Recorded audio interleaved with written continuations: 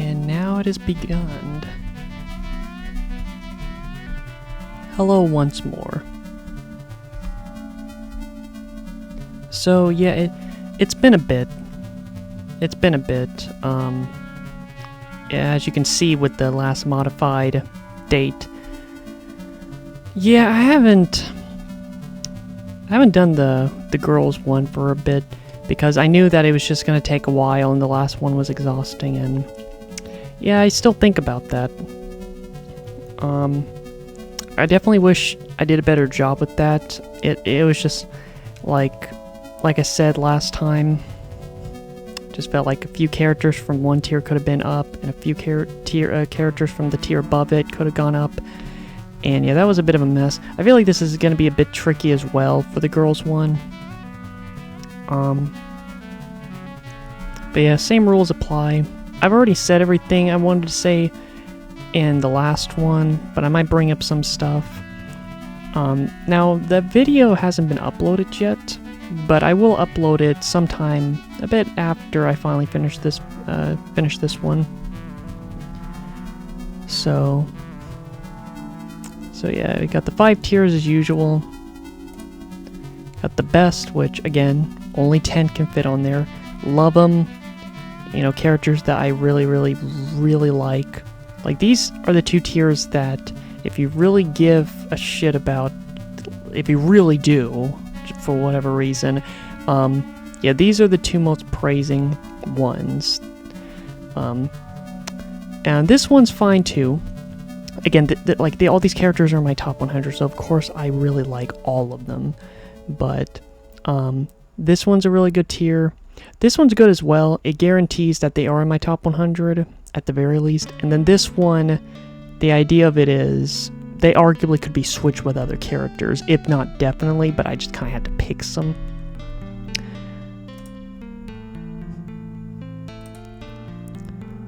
Alright. What am I doing? There we go. Alright, so let's begin the usual. Every single tier list I make, I'm always messing up by showing a little sneak peek. Is that good enough? How does it look? It's good enough. Alright, you get the hint for the first 10.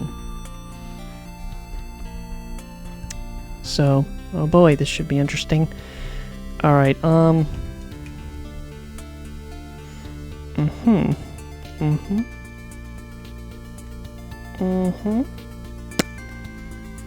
Give me a minute. I wish, So, how are you doing? You doing alright? Your day going well? I don't really care. I'm just kidding. Hopefully it's good.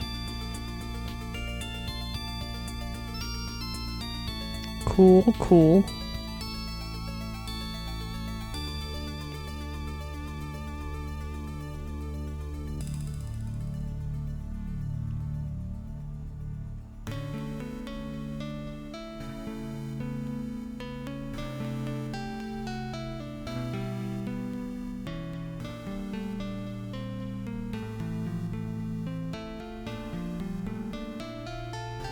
Good.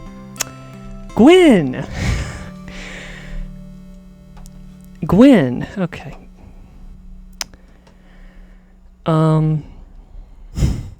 So, she's from Phantasy Star 3. I love her design. She was... Phantasy Star 3 was a game that I first played this year, finally, and in terms of combat, it's hard to say. Like, it's the least interesting, but it's also the least frustrating. I don't know. Like, okay, what I meant by saying black is Phantasy Star 3 is considered the black sheep of the series. I actually liked it. It had a lot of flaws, but my favorite thing about it was I really liked the concept was there was different routes depending on who you marry, and which then it takes like different routes, and I picked the one that had Gwen. Because I think that's the only one where it's like a sibling route. Because all the other ones, it's like you only have like because it seems like most of the time they only have one kid, or if they do have another kid, that you can't be on your team. So this was like the only exception, and I really like Gwen. But with that being said, I did question why I even added her on here. I really like her, but I just feel like not enough time has passed for me to really feel like, you know. So I guess what I'm trying to say is that she is on the barely made it tier. I do really like her. Again, all the characters that are even on the barely made it, still really like them. Like the fact that I question if they're on here is saying something. But yeah. Next up is Bombette Baby. Probably my favorite party member in the Paper Mario series. And one of my favorite characters in the Mario series in general. Why? I don't know. It's one of those things where it's like you love them as a kid and they kind of just stick with you. You know, I remember I used to use her all the time in the game, like because she's like the primary powerhouse. Now, to be honest, I don't really use, like I do use her a lot, but there are just characters like Watt is just more viable. Maybe not in terms of like damage output on all the enemies, but Watt does have like a good variety of abilities. But I do like Bombette more. Come to think of it, I said before that I made the mistake of adding Forest in the male tier list because Forest is, I think, trans, which technically Forest should be on the girl tier list, and there is a character that is trans on here, so my bad. But, yeah, this one might be a bold one to say right off the bat, but she might be on the best tier. I've always loved Bombette. I've always, you know, I never thought about her being like top 10 favorite video game girl characters, but it's like she might as well be. I've definitely drawn her a lot, of course, because she's a, you know, very simple character, but I remember just like with Watt, Bombette and Watt were like two characters that, because they were so simple to draw, I just remember doodling on my notebook in school, just kind of drawing Bombette and Watt sometimes, because hey, I love them. But yeah, there's, again, not a lot to say. I just really hate the fact that they actually made Rule 34 of her. It's like, come on, man, she's a bomb. They tried. Anyway, Shantae. I like Shantae. I remember, it's like I always knew about her for a long time, but didn't finally start playing the games until, like, I think 2020. And I've played all of them except for the Seven Sirens.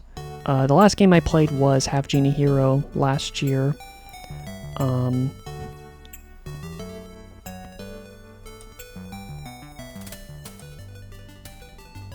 And I've always loved her design. She's a very cute character. Honestly, it's kind of hard to say where I would put her. I don't know. This is a hard one. I don't know if she... Man, this one's a hard one. I don't know if I want to put her right here or right here. I don't know. This one's kind of hard.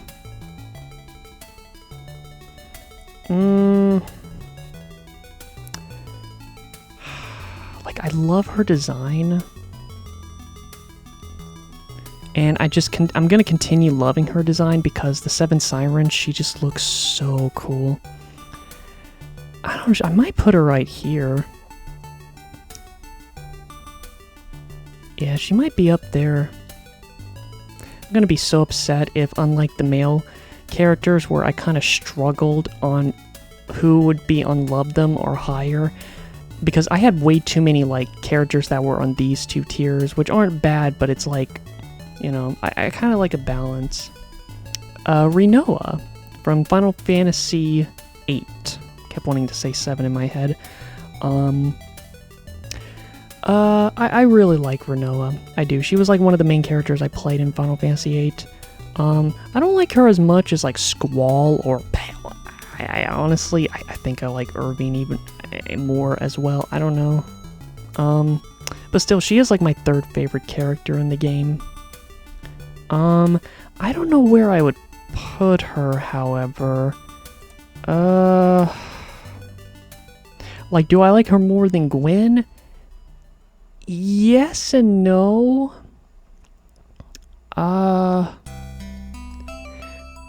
Look, I know it's insulting, but there's just other Final Fantasy girl characters I like more than her. She... I don't know, it's like when I was kind of really needing to look back on characters,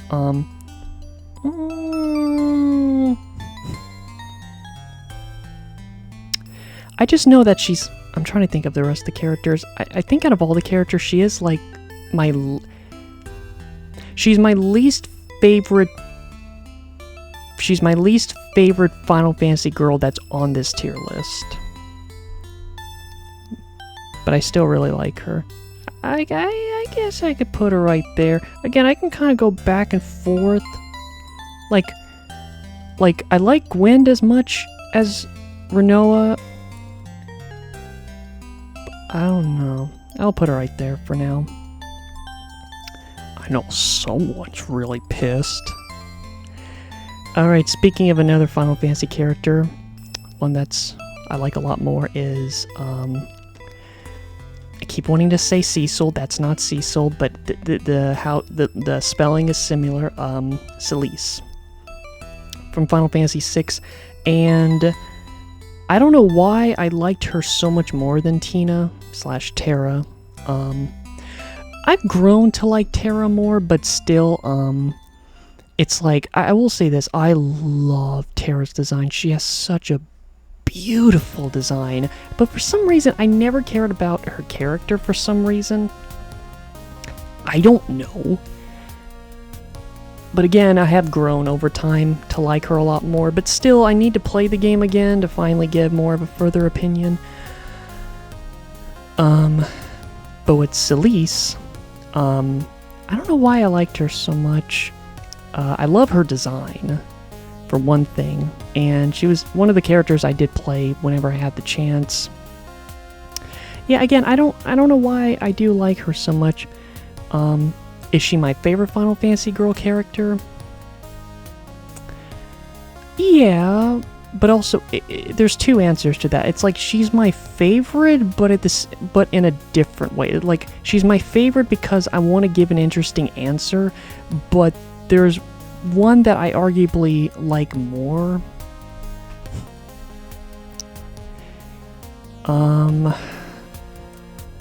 It's like, I do put Celise in the love 'em tier, because again, she is my favorite, but because I say she's my favorite, I do remember liking her story and the whole scene where it was like this stage area, and like, even though that part of the game pissed me off more than any part of the game, it was still a very cute scene. And her relationship with Locke throughout the game was also really good. And I don't know, I just really enjoyed her in that game, and I really want to play that game again.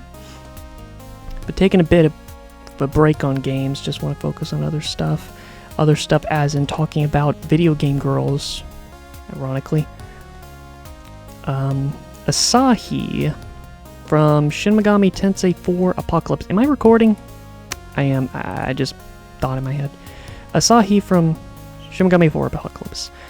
I actually questioned on either picking her or Nozomi, because I do really like Nozomi's design, but similar to like other characters on this list, I do have a soft spot for Asahi. Not to go into any spoilers with her, but one of my favorite songs in Apocalypse, and one of my favorite video game songs ever. It's one of the handful of video game songs that just makes me want to cry, and makes me cry at the same time, is her theme. Although would I put her like on the same tier as like Shantae and Celise? No. Because I know there's like the song, but in terms of in terms of her in the game, I do really like her, but not that much. Although there is one thing that I like usually say when the time is right to say something like that. Ah, forget it. Forget it. I'm just gonna keep talking my ass off. What, just because they're girls? Damn. Okay. Next up is Marissa. I think that, hey look, there's two Marissas. I think they're both named Marissa. But yeah, Marissa from Fire Emblem Sacred Stones. I'm trying to think of where I would put her. She's one of my favorite Fire Emblem characters. Why do I like her? I don't know, it's just... There's really not many, like, female swordsmen in the Fire Emblem series. Like, okay, not counting main characters. Like, excluding, like, the main characters, because there's plenty of those, like Lyn, Corrin, Byleth, there's, like, multiple. But just ignoring, like, the main character, and just, like, more like the other characters. Yeah, there's not many. And I think that's why Marissa is cool. I really love her design. But there's not much to her. That's kind of the hard thing, is that there's not really... Like, I love her design, I like playing as her, but aside from that, in terms of character, there's just really not much, because she's just one of many other characters you could play as in the game. She's not a big part of the story. So, I guess because of that, I kind of put her right here. I really, really like her. It's just... The thing that's holding her back is that if she was like one of the main characters, I would actually put her right here, and if, you know, and if, hypothetically, if she was in a more story deep game that I was interested in, like Fire Emblem Echoes, then she might honestly be in the Love 'em tier. She's got the looks for potential, and the play style, but it's just the character and this, you know, early Fire Emblem games, not even early Fire Emblem games, just most Fire Emblem games, I really just play the games for the gameplay, not so much the story. I do like them, but they're just forgettable, except for Fire Emblem Echoes. Marina from Mischief Makers. She just has a freaking interesting design. She definitely has like that... How do I describe it? She really has that mid-late 90s look, if that even makes any sense. She just has that kind of design that just makes me feel cozy. But yeah, Mischief Makers, like pretty much most people that love the N64, Mischief Makers is one of the most underrated hidden gems of the N64. It's a great game, and I definitely recommend it to people. The controls, it's one of those games where you can play the whole game and you still have not mastered the controls because they are just kind of weird, but I do think it's great. With that being said, where would I put her, honestly? I don't know, like, she's definitely in my top 100, but it kind of feels like she more belongs right here. Like, just a note, the only reason why Asahi is above these three is due to emotional attachment. Like, if it wasn't for that, she would kind of probably be more right here, but the emotional attachment of her song does give her a buff. And then the other two, I think just kind of boils down to... I don't know. I don't want to keep going on and on about this. But okay. I think I'm kind of okay with where this is at so far. I think her name is Eve. Yeah, her name is Eve. There's Jason and Eve.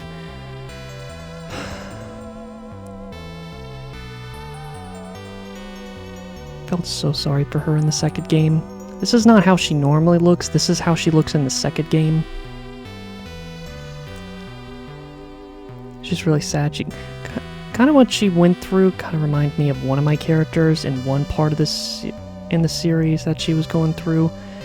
It's just like her body was being consumed by like this like mutant virus. But let's see with Eve.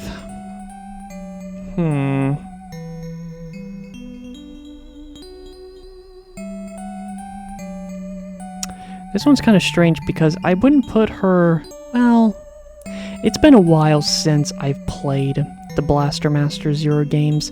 Come to think of it, I can't even remember if she's even in most of the third game. I really like her in the second game a lot. In fact, even though I would never want to play the first game again because I beat twice, and the third game I had multiple problems with. I had a lot of problems with it. Although, I will say the finale of that game just made it worth it. But my favorite is the second one, and that's my favorite game with her in it. She is in my top 100, but it's just kind of strange to put her up here with the others, because I would put these characters above her by a little bit, but she's not down here. But then it kind of makes me question other things. We'll figure it out. Next up is Camilla from Fire Emblem Conquest. So, yeah, the thing about Camilla is I remember hearing that a lot of people complain about her because people complained that she was just too over-sexualized. But this is one of those cases where that was kind of the whole point, was that she, you know, it's kind of like, how do I put it? It's not like over-sexual, it's like not doing it in terms of fan service, just doing it because that's just her character. It's just how she talks and everything, and just her design kind of goes with it.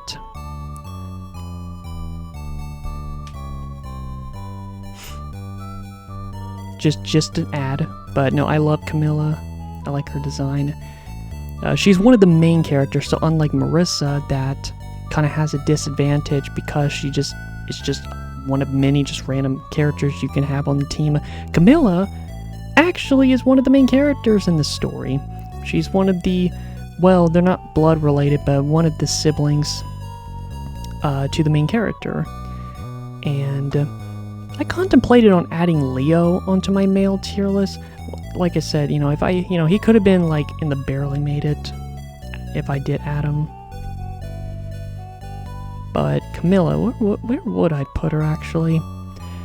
I did really like her back then, but now I'm just kind of more, just a bit less.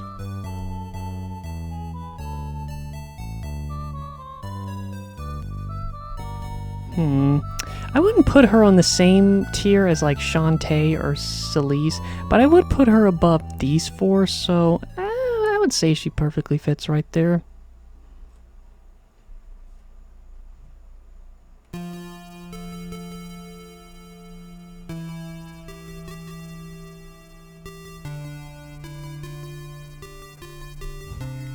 Alright. Oh, okay. Next up is the lovely, the beautiful, the magnificent Princess Zelda. The Wind Waker. Or specifically the Wind Waker, but I'm allowed to count like her Minish Cap look because it's the same one in design. But so, just a little quick thing to say. I remember I watched a short, like a YouTube short recently. It had Scott the Woz on it. Gave the weirdest ass answer. But the whole question was, who was like your first video game crush or her first fictional crush? And I really tried thinking about it. I did. I was trying to think like what was the earliest crush? And if I had, the earliest one I could think of was Zelda from the Wind Waker. I was probably as young as like 4 or 5 years old. And I just remembered when I was a little kid on the strategy guide, I just remember always looking at that artwork of her because I always thought she looked so pretty. I just loved her design, and I still do to this day. It's one of my favorite character designs. Just everything about it.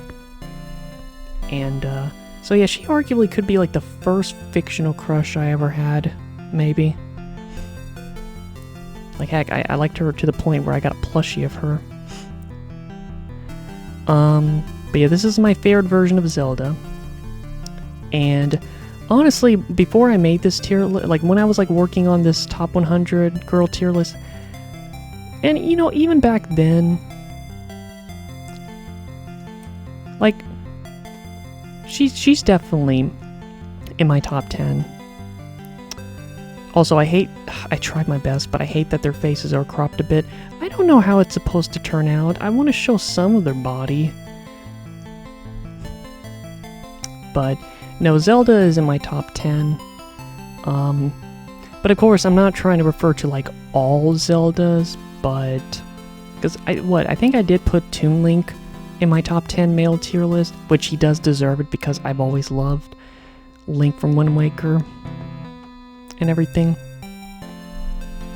So yeah, she belongs in the top 10. Oh boy, and oh my... Okay, way too many Touhou characters are appearing right now. Way too many. It's like we already have 4 of them. So it's worth noting that what I mentioned with the Mega Man one for the male tier list, I had to remove multiple Mega Man characters because I was kind of capping it at no more than 10 because I really wanted to add variety. Otherwise, like a fifth of my male video game tier list would have been just Mega Man characters. And same thing with for the girl tier list on this. I could have added as many as 15 Touhou characters because I just love so many of them. But I capped it at 10, so I only got, you know, so just as an honorable mention, Raisin and Yuyuko could have, you know, couldn't make it, but honestly, they could have.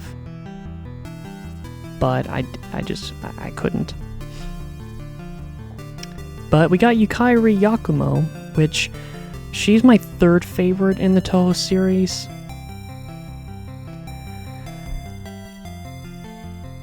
I don't know what it is about like the Touhou energy. Again, it's the same thing with Mega Man. It's like I just absolutely just freaking love the Mega Man male and female characters, and I really like the Touhou characters, even though they're mostly girls, so we can mention the turtle.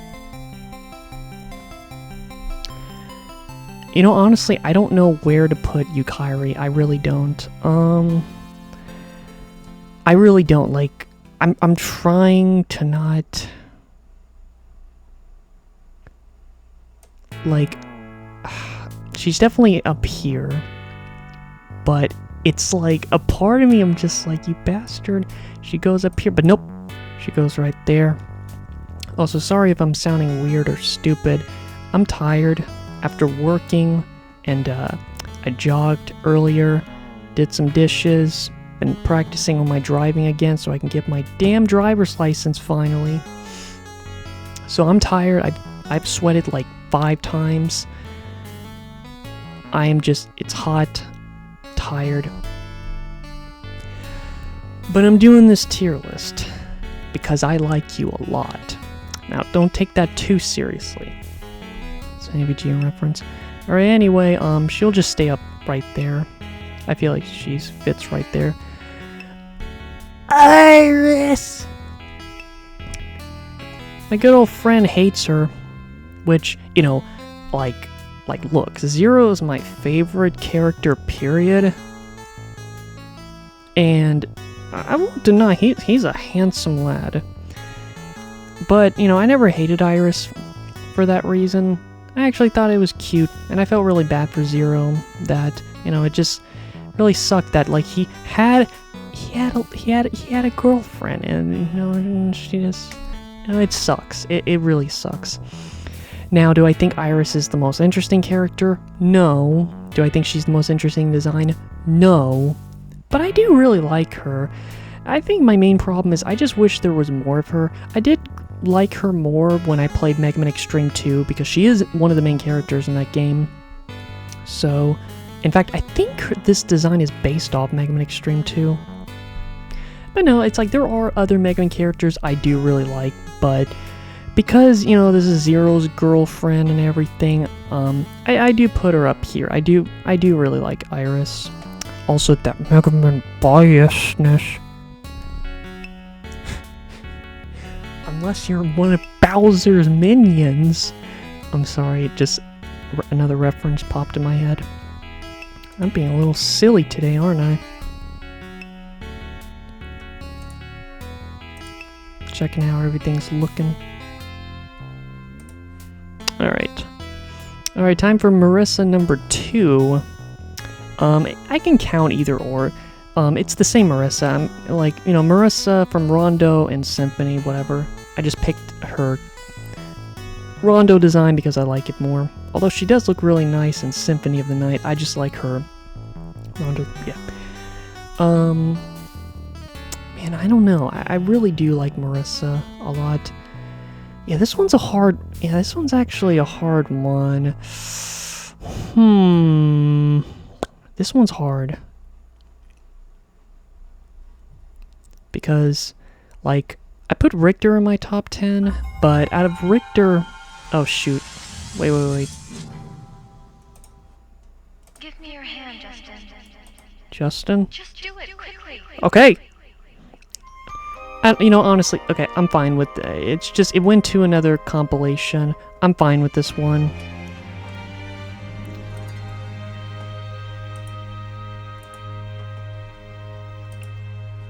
Alright, let's see. Is everything okay? Good. Marissa. Oh, man. Like, I like Richter more than Marissa. That might be surprising to hear, but I do. Like, Richter was in my top 10, while Marissa... No, I definitely like Richter more than Marissa.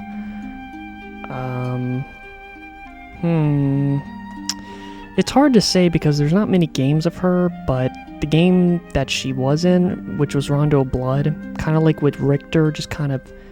I don't know. You know, I could arguably put her on Love 'Em. I could, yeah, I could. Yeah. Yeah, I feel like that works. Man, this tier list is looking more balanced than the other one.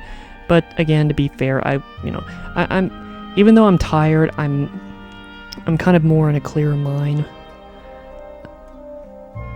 Expansion, baby.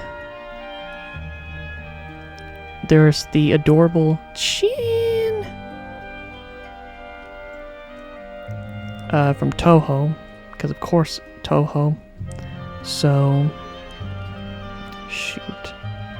Sorry, there's just one character I can't remember the name that I'm looking at, which will kind of give you an idea where she will belong.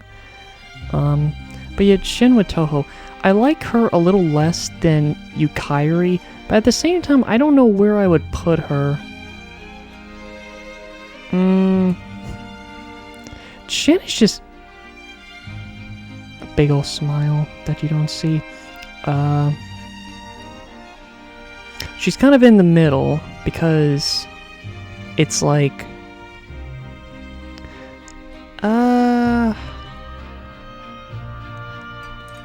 Whoops. It's hard to say because there's one character that I actually would also put on Love... You see, this is the thing that's unfair. There are so many Touhou characters that I would put in Love Them, if not higher, and it's just like, what is even going on? I didn't get into the series until 2024. I don't know. Like, I can put her up there because there is another character that I honestly might just put her up there as well because I love the character as well. But yeah, I really like Shin. She's adorable. So yeah, she goes up there. The doll from Bloodborne. I think she did have like a true name, but I'm not sure. It's complicated. Oh yeah, just as a mention because I just saw a picture of her. So like with the male characters, I couldn't add any characters in which I haven't played the games yet, so it was a brutal just to not add Fina on here. Who's Fina? She's one of the main characters in Grandia. I love her design so damn much. I love her design as much as I love...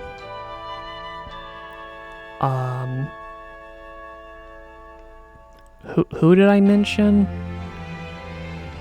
Like, and I don't like it as much as Zelda's design. Like, this is like peak tier, like 10 out of 10 design. But Fina? Can't see it right now. Her design is, in terms of like that specific artwork of her, It's like a 9.5. But sadly, I haven't played Grandia, so I can't add it. But if I did, just from her design alone, she would maybe... Okay, I wouldn't put her in love with them, but, you know, maybe right here. I'm not going to talk about characters that didn't make it because of that. Anyway, the doll from Bloodborne. Where would I put her, actually? Because Bloodborne is one of those games where it's like there's a lot of story, but kind of get most of the story by just looking at videos online with people trying to explain it to you.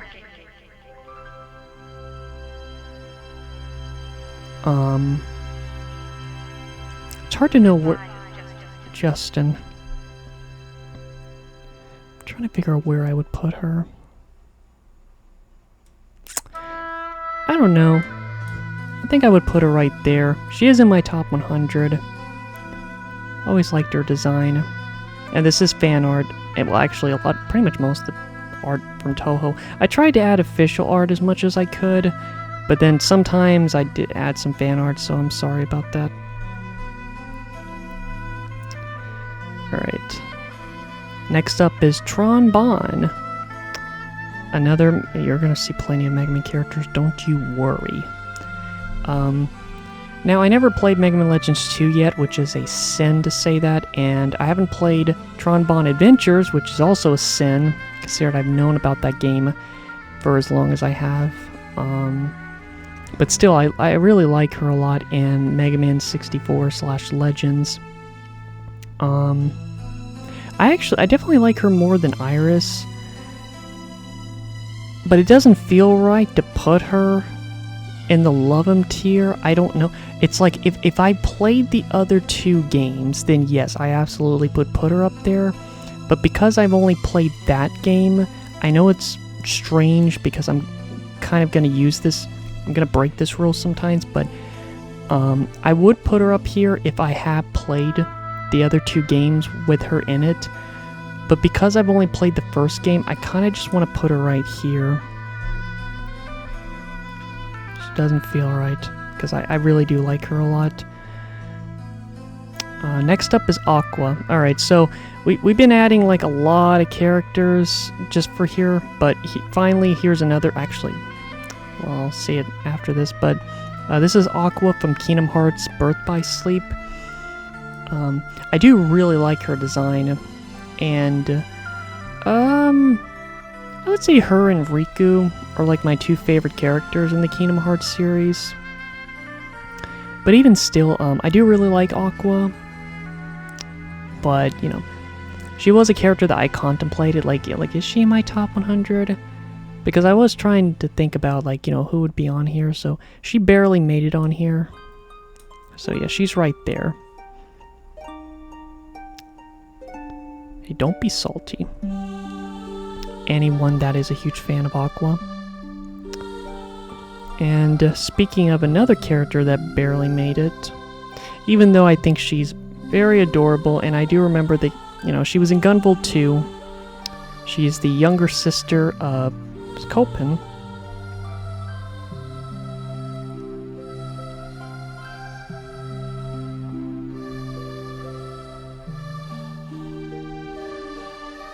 It's like you know her.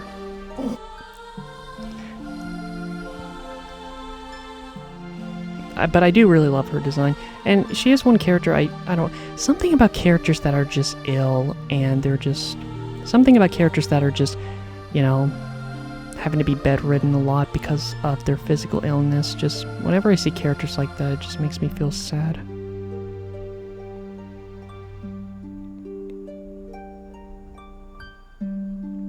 Can you please...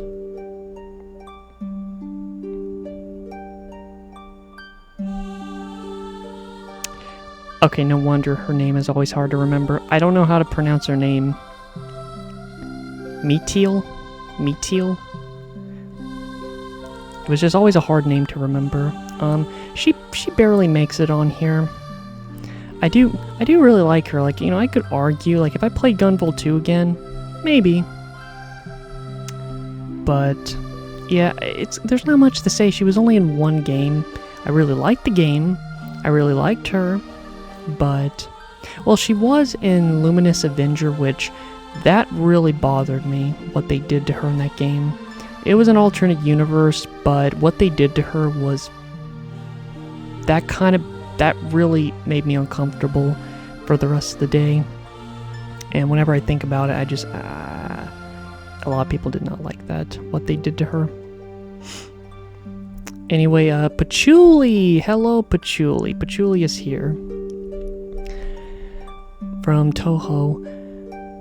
Patchouli is just one of those strange characters where it's like, it's complicated. It's like, I really like Patchouli, but for some reason, I don't know. It's like, how do I put this? It's like half of me wants to put her right here, but the other half wants to put her right here. So, yeah, I'll put her right there. I can't really describe it. It's like, yeah, I love her design, and I really do like her character as well. But, I don't know. I think it's a mental thing right now. But I'll put her up here. I love Patchouli. In terms of where I put her in terms of my favorite Touhou characters, of the 10 that made it, I don't know where she would be placed.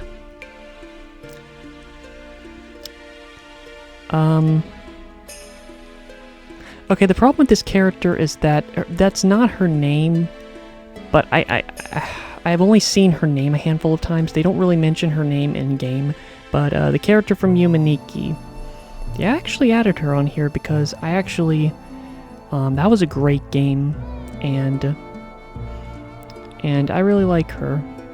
That was a very... There's not much to say, really, because it's not a story-based game. It's just kind of like, just a bit of an experience to play it. So, pardon for me not really saying much, because I don't really know what to say, but because of the game she's in and her design, and the kind of like experience that this character has with the world, plus the ending, I put her right here. I'm comfortable with that. She's definitely in the top 100. And this tier list is looking pretty balanced so far. I don't know if I played this compilation on one of the tier lists I've done in the past. Also, as a heads up, I am gonna pause. I don't know when. It might be in 10 minutes, actually. So, in about 10 minutes, I'm gonna have to take a break. Which I needed anyways. Alright, next up is Mia from Golden Sun, that I recently played. I added some Golden Sun characters in my male tier list, which was Felix and Ivan. And with Mia...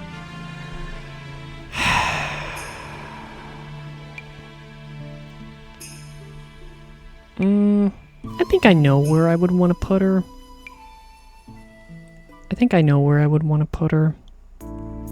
You know, like with Ivan, I had a crush on her when I played Golden Sun. Honestly, a lot of these girl characters I had crushes on.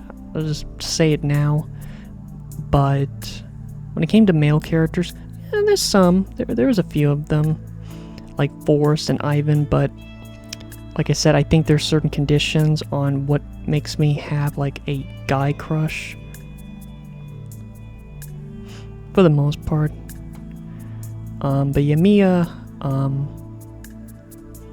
out of Ivan and Mia, I do like Mia more than Ivan by a teensy bit. I would put her right there.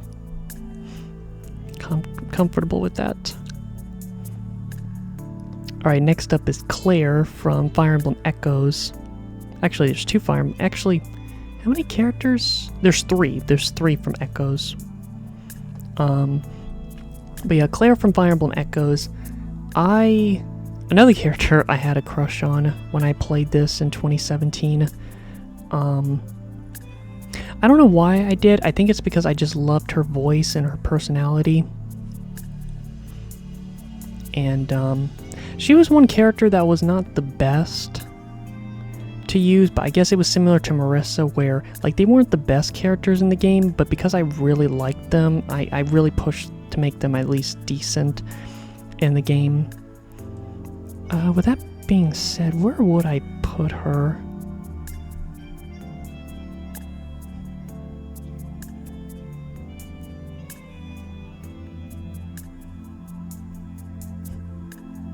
Where would I put her?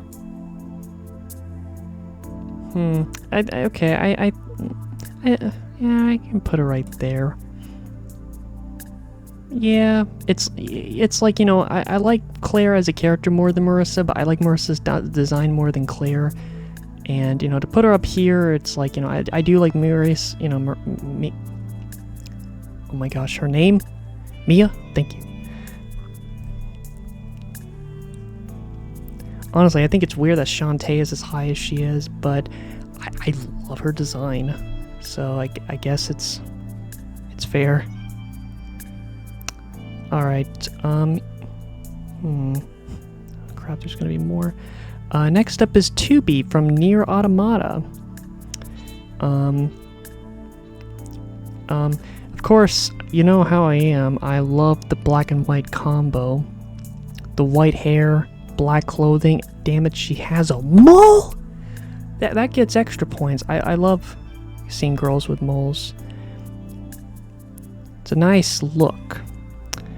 And yeah, I really love her design. And you don't see her eyes much. It's kind of one of those things where it's like, I love her design because it's like I love her design with that thing covering her face, and it's just one of those things where when you do see her eyes, they look so beautiful. Her design looks really good even without the mask. So it's like with the mask or without the mask, she still looks really good. It just sucks that she's only in one game.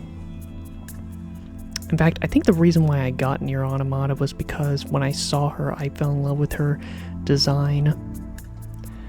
With that being said, this is going to be a little surprising, but not surprising to my friend.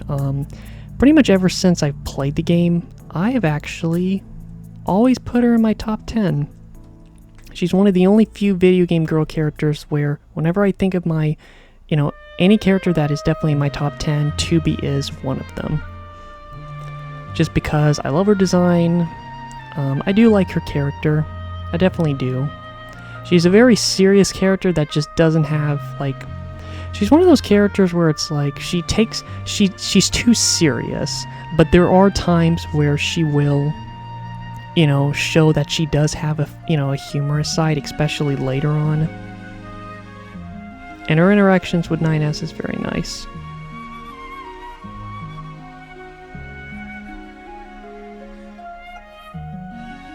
That didn't make any sense, but yeah, 2B is up here. Alright, I think I'm able to do a few more. Damn, I feel bad. Like, unlike the guy one, I'm actually enjoying this one more. Damn it, I hate myself sometimes with this. This happens every time, even for like the male. I had more fun with the female anime girl tier list than the male guy tier list, mainly because I felt bad that I was just having so many popular characters. Something wrong with it, but it usually feels nice to have a variety of lesser known characters.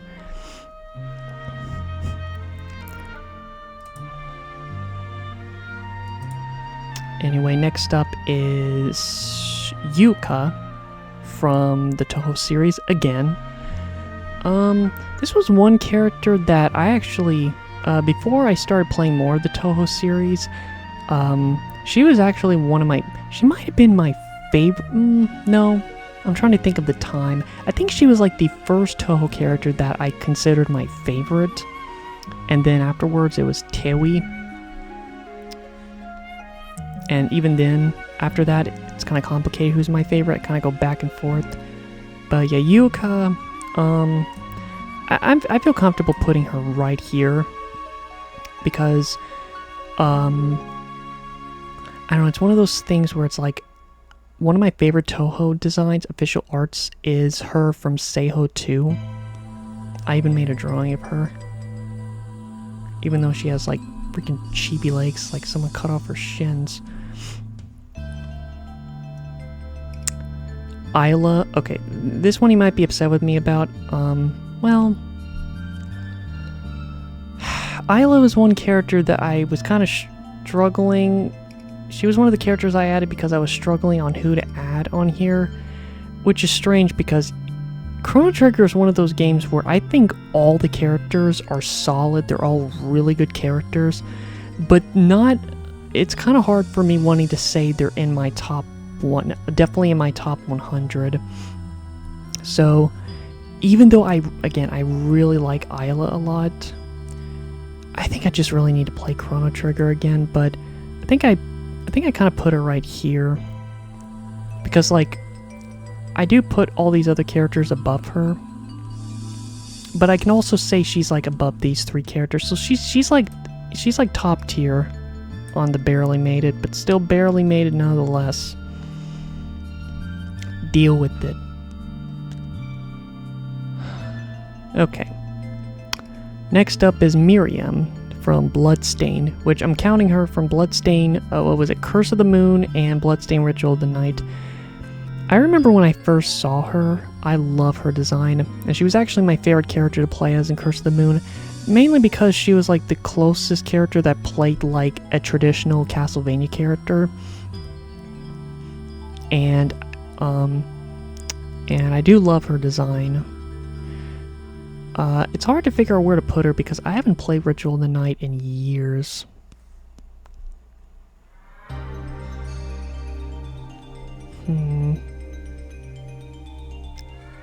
It's hard to figure out where I would put her.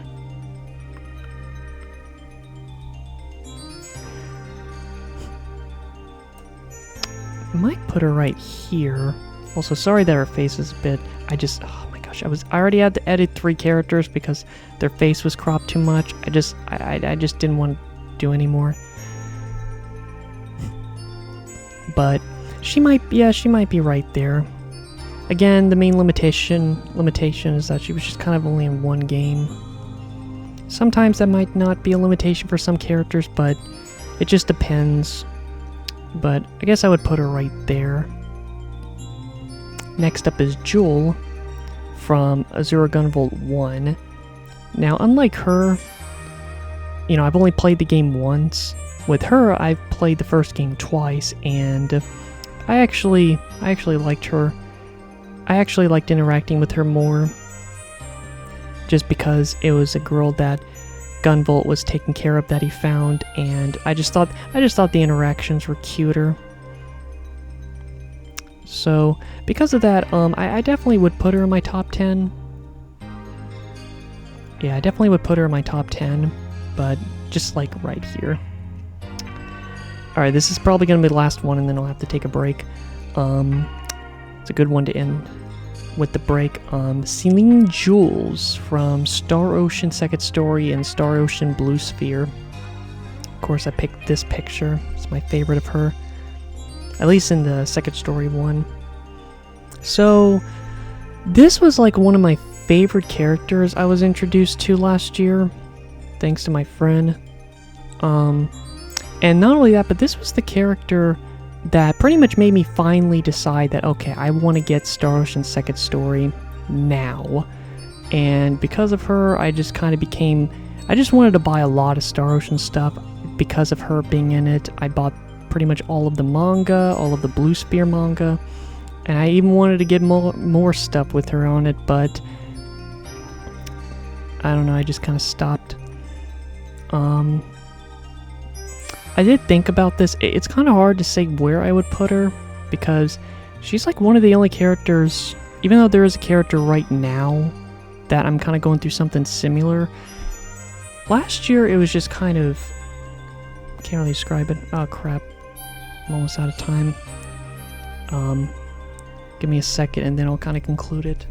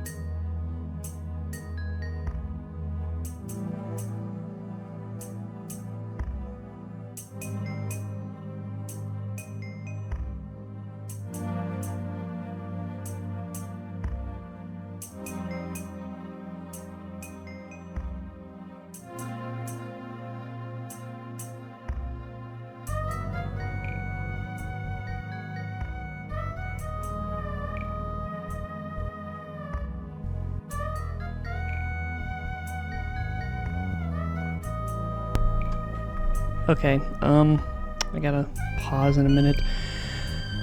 It's hard to figure out where I would put Celine, because at the very least, unlike, you know, Gwen, it's been like over a year since with this, you know, knowing about this character. So it's like it might be a little strange to put, I don't know. Because I thought about it and I felt like, yeah, maybe. I don't know, it's kind of hard to say. I don't know, because I just feel like there's other characters that's gonna maybe...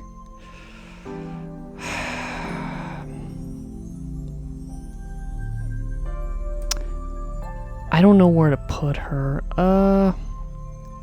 Here's what I'll do. I'll put her right here, and if there's a slot missing, but at the same time, out of Yukari and Celine...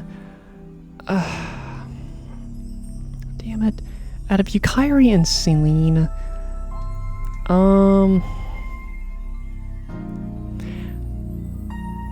like how... Yukari has more potential, but I do like Celine a bit more than Yukari. And trust me, it's gonna be difficult later on, like all these characters are just gonna be a pain in the ass. So yeah, for now, I'm gonna take a bit of a break. So it'll be like I didn't even left, but I'm gonna be paused and I'll be gone for a bit. So yeah.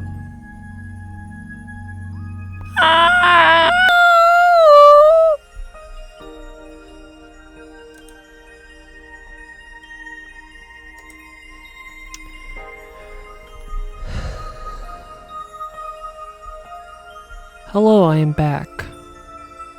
Now, unlike the male tier list where the male game tier list where I was gone for only like 10 minutes because I didn't know what to do, I don't think it shows it, but I have been gone for over an hour because food was being made and the food was done. So I ate and I watched something, and then after that, I don't know, I just felt tired. And then, which I pretty much had to do a couple other things. And now I'm back. So, back to more of this tier list.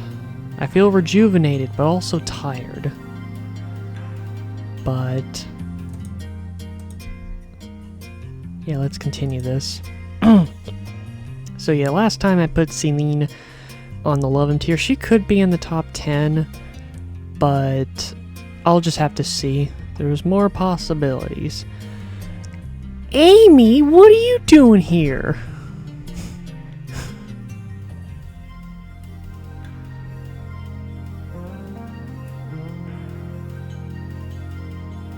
Dang, I wish I remember word for word what she said. I used to watch the Sonic Hero cutscenes all the time. I do know one cutscene that was like one of my favorites. I do know that one word for word. But yeah, Amy Rose, she was one of my first video game crushes. It's like, you know, I wasn't like too into like the anthropomorphic animal characters, but dang it, like many, yeah, Amy, I loved Amy. I like Blaze, but I never had a crush on Blaze, but Amy I did. This one's a bit tricky because it's like, yeah, this one's kind of tricky because this one's getting like biased points. Although I will admit that I haven't really cared much for Amy in terms of the latest Sonic games. Actually, that's not true. When I played Sonic Frontiers, I actually thought her character was kind of interesting in that game because, like, the thing with Amy is that whenever anything is involved with Sonic, her whole character is just pretty much a yandere, just someone that is so obsessed with a certain character that they will go into violent means of hurting anyone that would harm Sonic. But even the person she loves, she will go to the extreme of harming him just to get him close to her. That is yandere material right there. But yeah, in Sonic Frontiers, yeah, she wasn't really like that. Which I found interesting. It wasn't a positive thing or a negative thing, I just thought it was interesting. Also, if I start to talk a little differently, it's because I just watched a bit of like a Scott the Woz video, so now I'm going to have his like way of speech a little bit. But anyway, yeah, with Amy Rose, yeah, this one's kind of hard because I do like, also, I did pick her design from Sonic Riders, but I love Amy a lot. You know, a lot of history. Like, in terms of, like, favorite Sonic characters,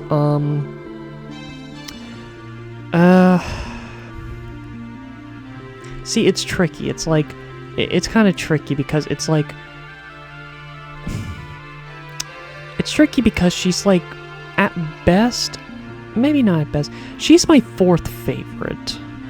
Because I do like Espio more than Amy, but because I'm having to add certain feelings that it's not about how much I like the character, it's more about like other it's complicated. Like I said, this is so tricky trying to do these things, taking into account. Man, yeah, it's kind of difficult to say. I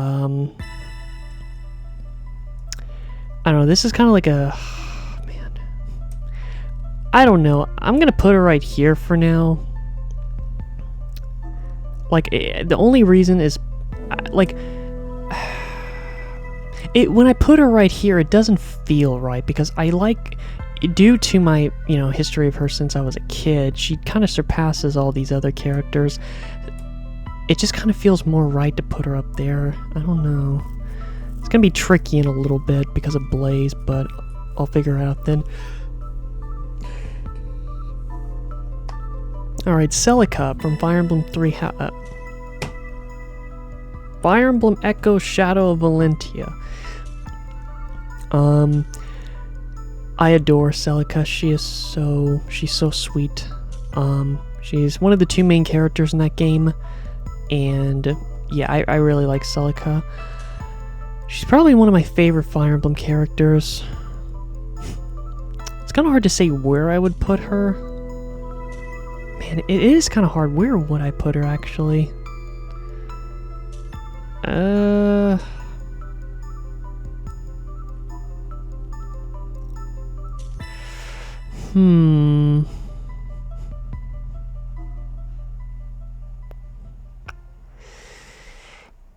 hasn't been that long since I last played the game.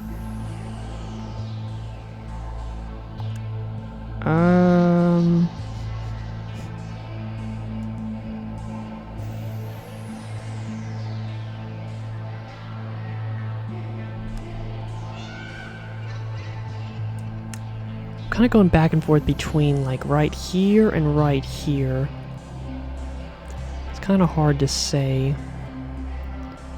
Because I do like her more than Camilla.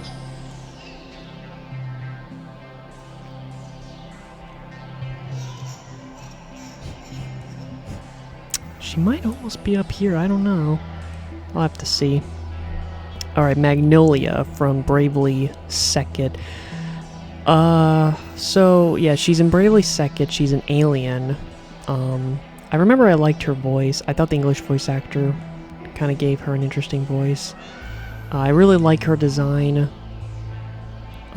There's not really a lot to say. I can't remember. I don't want to say spoilers because I would say something where it's like, okay, just spoilers.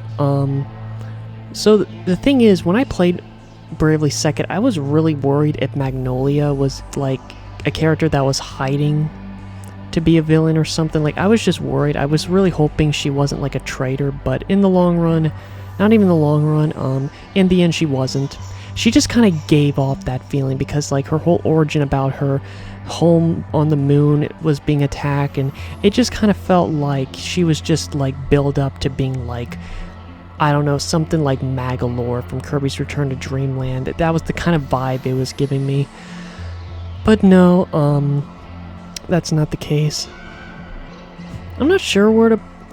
Like, she's definitely in my top 100 because I love her design, and I really did like the character, but she was only in Bravely Second. And although I did really like her, I can't really say a lot with her. She's definitely on here, but she's kind of more like right there. Yeah. Cammy from Street Fighter. It's strange because I never disliked Cammy, but it's interesting that she kind of became like probably my favorite Street Fighter character after getting into Ultra Street Fighter 2, the Final Challengers, when I got my Switch. How many years ago? Like 9 years ago. Because out of all the characters, she was the one I was actually able to beat it without losing any continues on the just regular mode. And that kind of awakened my potential in thinking that, okay, I guess I'm gonna be a carry main. I played online with her, which was fun. She was like probably, like outside of Smash Brothers, she was like the only character I actually like practice a bit, and just knowing her hitbox and everything on like her hitbox on opponents, and just did that a lot. And I really like Cammy's design. There's actually some characters I thought about wanting to add to the top 100, like Chun-Li or Mai Shiranui, but I never really played the Fatal Fury games. Well, actually, I played them, and I've known about her for a long time, so I feel like that could have been enough, but I don't really like her that much. But no, I'm fine with Cammy.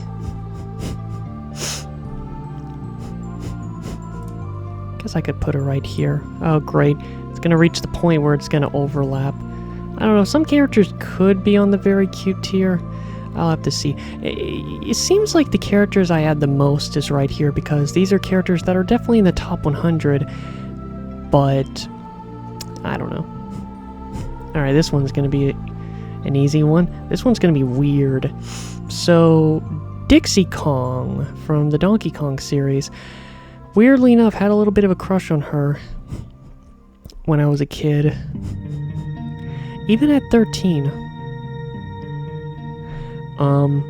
So yeah, it's like I first saw her when I was like 3 because of Donkey Kong Country 3. But of course, my favorite game of her is Donkey Kong Country 2. And I've always liked her. She was always a fun character to play as, and I've always liked her design. I love Donkey Kong Country 2. She's not in, like, in a lot of other games that's like a playable character. I remember that when I was a kid, when I played Donkey Kong Country Returns, I remembered that if they ever did a sequel, I really, like, the biggest wish I had was hoping that Dixie Kong was going to be in the next game, and she was, and that made me very happy.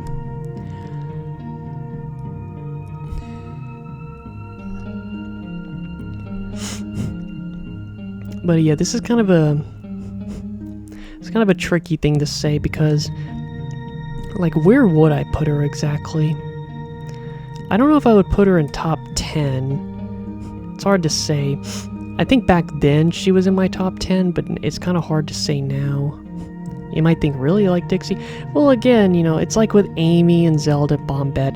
It's like, they get a lot of extra points because I have a lot of history with them. So, I don't know, it's a bit tricky.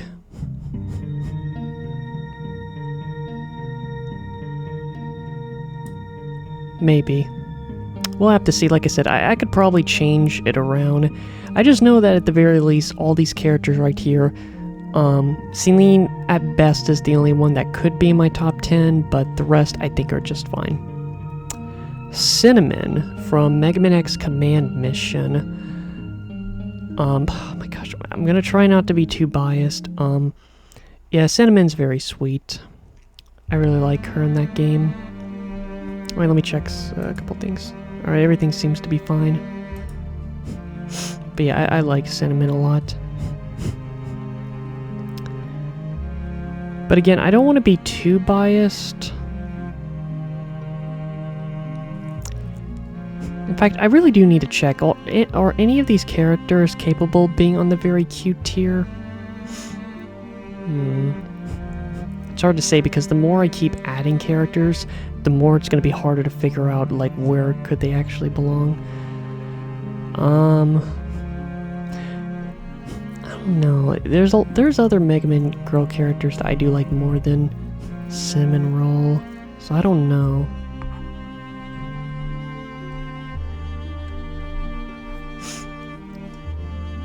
Yeah, it's hard to say.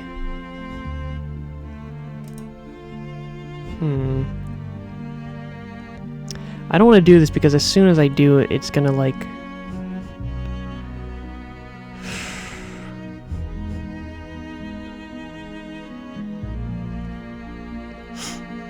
Let me just check again. Like, is there any character on here that could go up?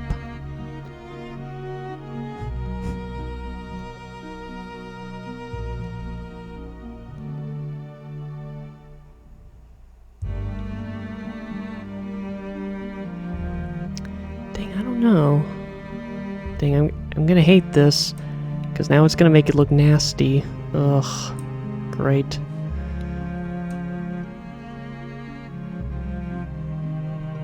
Okay, luckily you only saw a fraction of it. Alright, everything still looks okay. Alright. Next up is Lilac from Freedom Planet. So, okay, so I know she's a dragon, but it's like, okay, you know, I had a crush on Amy, a big crush on her when I was a kid, and like Dixie Kong, same thing, I had a crush on her a bit too. But you know, it's like, you know, it's, you know, the oldest I was like 13, whatever. Yeah, I had a bit of a crush on Lilac, and I was 16 when I played this.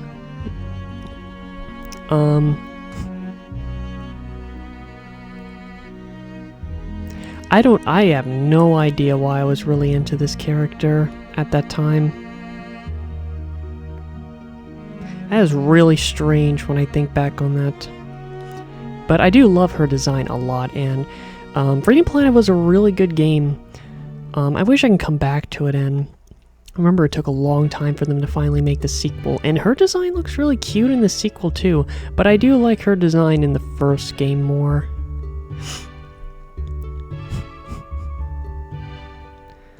But,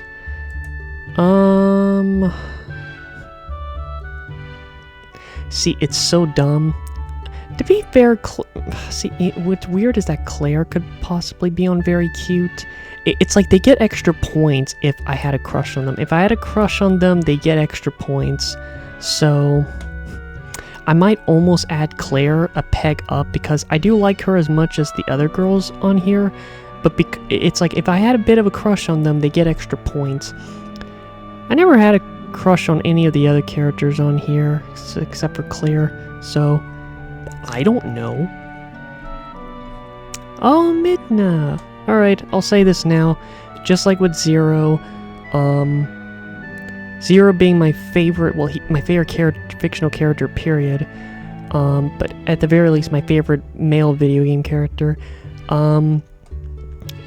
I have pretty much pretty much have thought this for over a decade now, but Midna is my favorite female video game character. She is my favorite, because whenever I've thought of like my favorite video game characters in general, it's always been like Zero is number 1, Meta Knight is number 2, and Midna's number 3. Because it's like, yeah. But yeah, Midna is my absolute favorite. I absolutely love her. She may have been only in one game, sort of, like she was in Hyrule Warriors, which that was fun.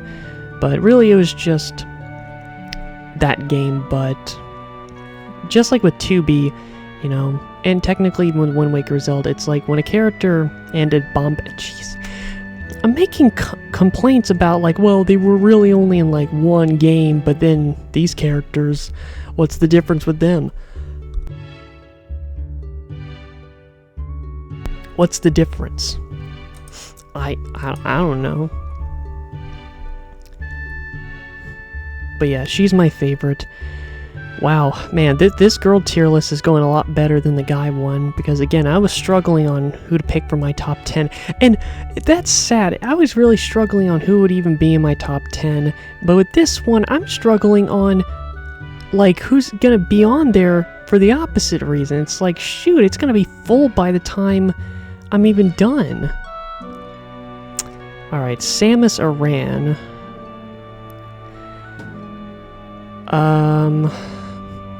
I actually have no idea what to say. Aside from Metroid Prime 4, I've pretty much played all the main games. I've always loved Samus. She's always been a very cool character. Also, another typical crush that I had. More in my teens, but it made sense because I wasn't really getting into the series until my teens. When I was 15, I finally started really getting into wanting to beat a lot of the games. So, yeah. But yeah, she definitely goes in the love 'em tier. Definitely deserves it. Leviathan from Mega Man Zero. So yeah, this was one of the ones where I was just kind of like, I don't know, man. I'm trying to find characters, and I just had to add another freaking Mega Man character. And heck, there's another one right next to her. And there's another one. So many of them. But yeah, Leviathan, yeah, she definitely goes into the barely made it. She can definitely be switched with other characters. I like Leviathan a lot. She's really cool, but she could definitely be switched out with other ones. I just couldn't figure out who to add. Alright, Sayori. Or Saori. Dang it, ever since Saint Seiya, I've gotten her name so confused, because there's a character in Saint Seiya that I kept calling her the same name as her from Doki Doki Literature Club, and I kept saying it wrong, and then I had to get used to saying it how her name is actually spelled, and then I was like, well shoot, how is her name spelled again? Is it Sayori or Saori? I'll just say Sayori, dang it. But yeah, she was my favorite in this game. I remembered before I can't remember.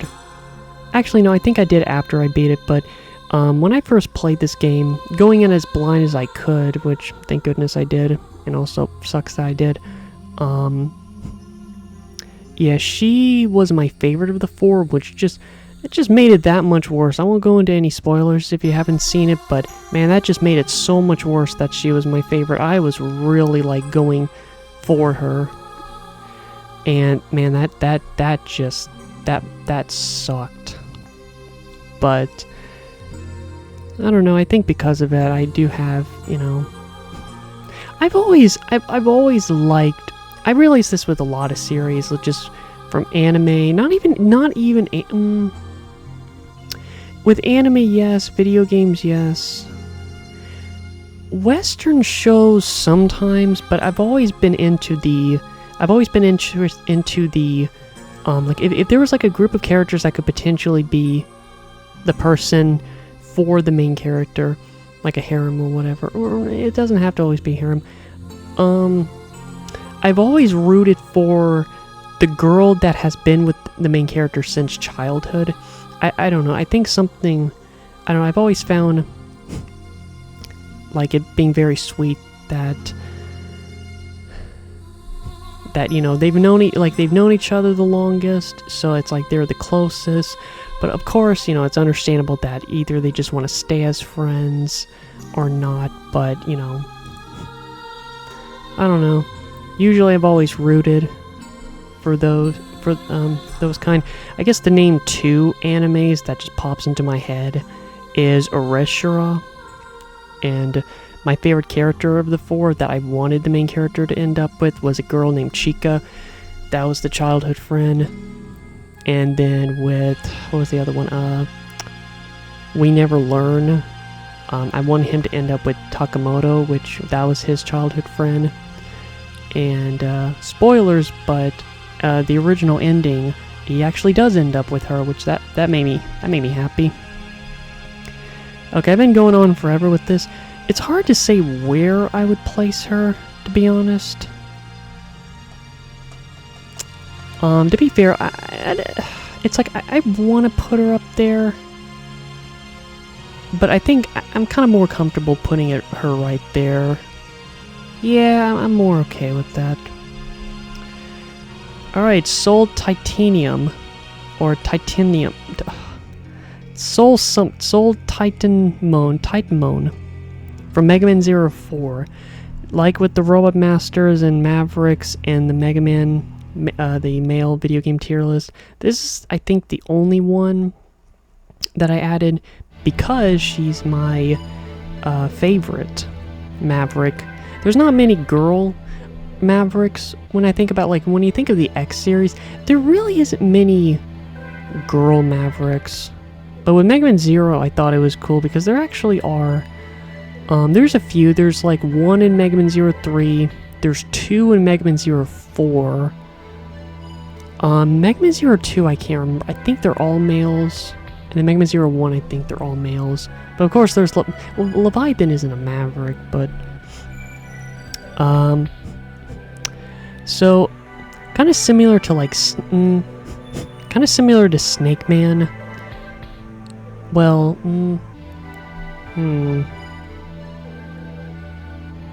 it's kind of similar to like Magnus Centipede. It might be kind of weird, but I actually put her in the Lovem because I like, even compared to like Magnus Centipede, I actually like her design more than Magnus Centipede, and he's like one of my favorite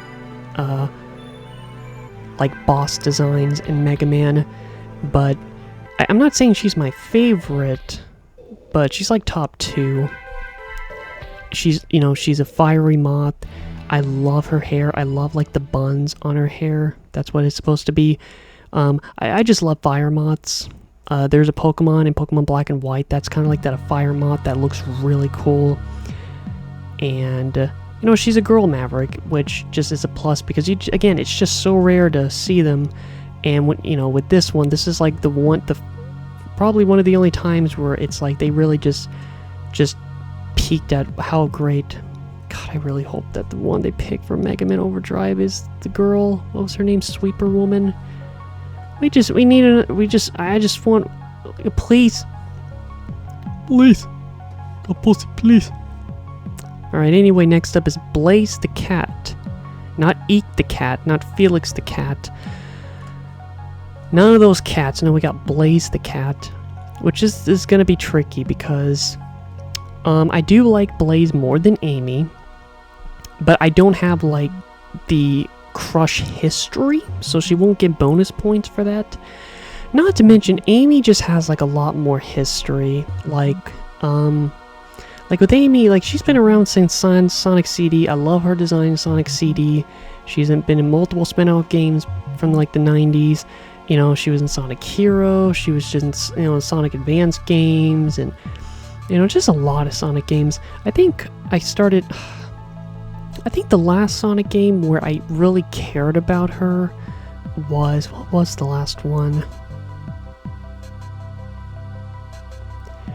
I guess pretty much the last game was Sonic Heroes, honestly. Was it? Yeah.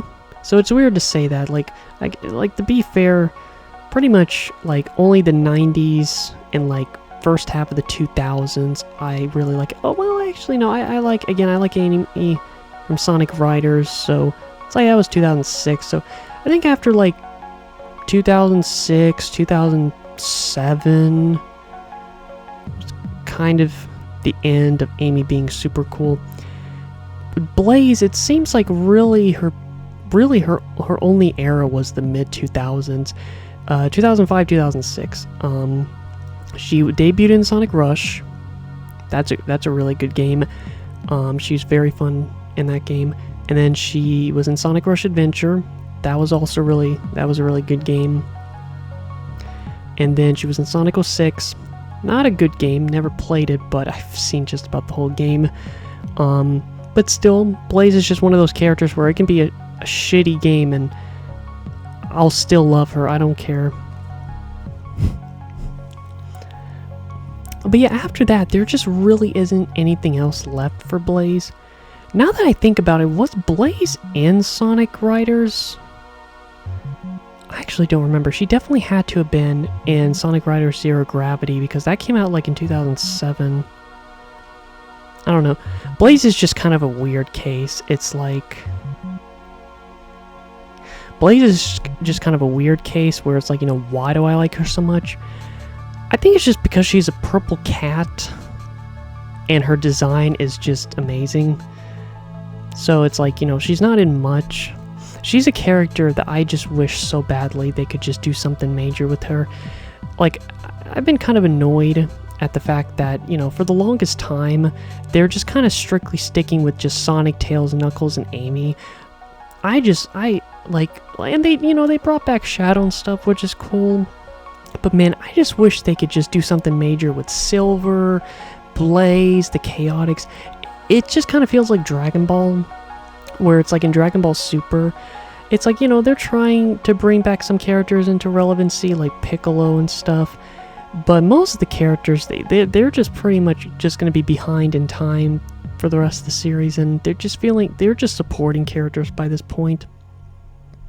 And that's just what Blaze feels like, just a supporting character. She deserves better, dang it. I'm a country boy, damn it. But yeah, I'll put her up here. Damn it, I only have 2 more slots. What am I supposed to do? There's still so many characters left. How many are left, actually?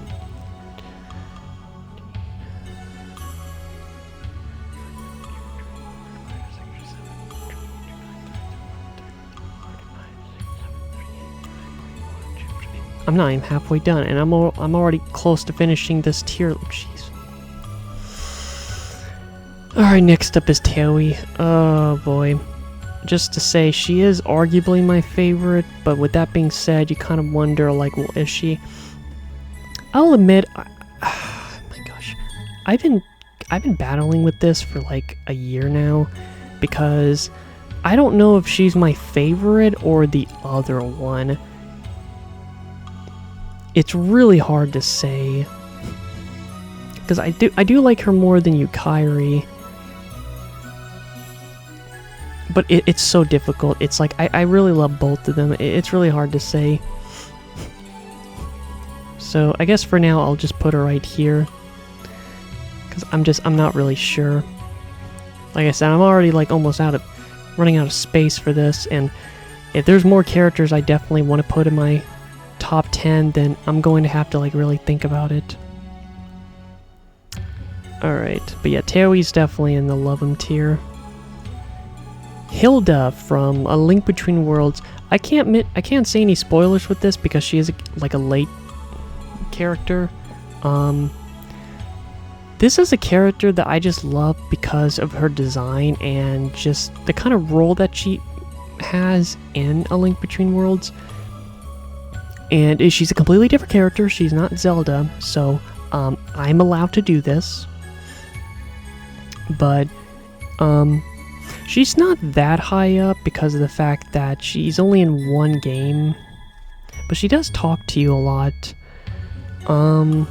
But no, she definitely goes in the very cute tier. She's definitely up here with like everyone else. Because her design alone, like I do love, yes, I do love the design for a lot of these characters. But yeah, I like her design a bit more than the others. And again, I really liked her role in that game. Like, out of all the Princess Zelda designs, again, it's not Zelda, but her design goes pretty much above, if I had to really think about this, like just that art specifically. It's not above, like, the Wind Waker Minish Cap Zelda. And the only other Zelda that I really love her design is the Four Swords Zelda. I really love her design in that one. Although I do love Zelda's design in the Oracle games. But I do like Hilda's design more. I don't know, I would say Hilda's design is like... I think I even like it more than the Four Swords design. It's just only the Wind Waker Zelda. I just love the purple hair. I love the lipstick. She just has a really good design. Okay, I had to look at this, but Dark Samus is technically a girl, a female. Because if you don't know, in Metroid Prime, Dark Samus was kind of biologically created from Samus's DNA. Therefore, she is biologically a woman. We take those. It's a completely different character.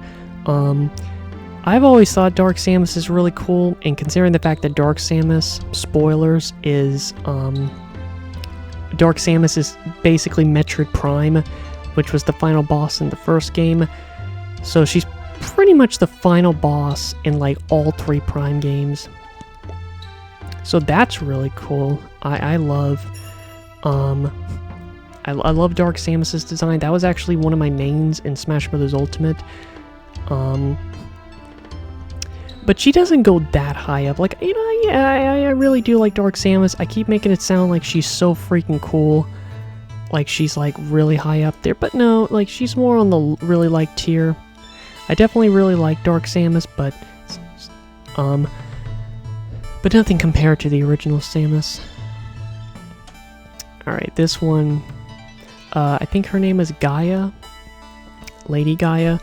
From Kid Icarus Uprising. So, when I was, like, making this list, I was, like, trying to look at all the games and think, like, what were some girls that I just really freaking liked? And, you know, I kept passing by Kid Icarus Uprising, and I was like, I kept thinking, like, you know, it's like, well, I did really like her, but I haven't played that game in over a decade. Over a dozen years, even.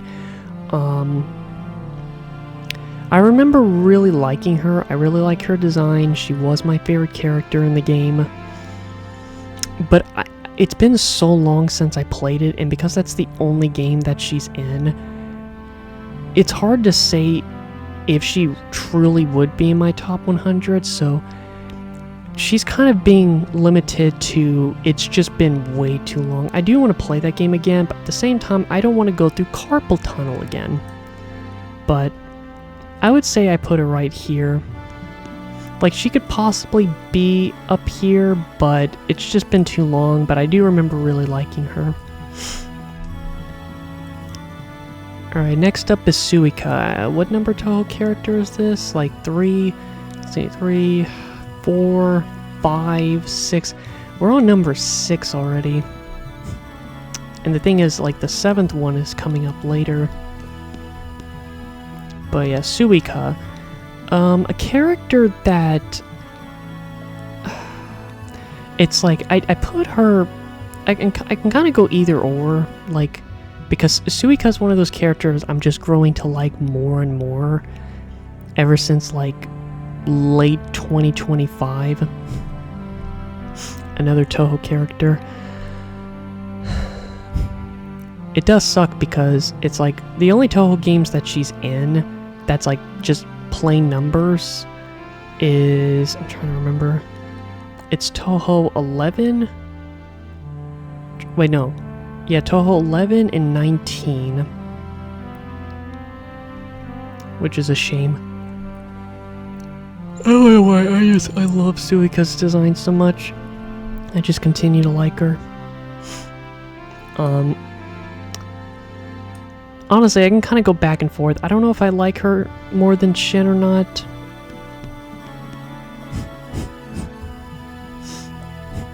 I can kind of go back and forth.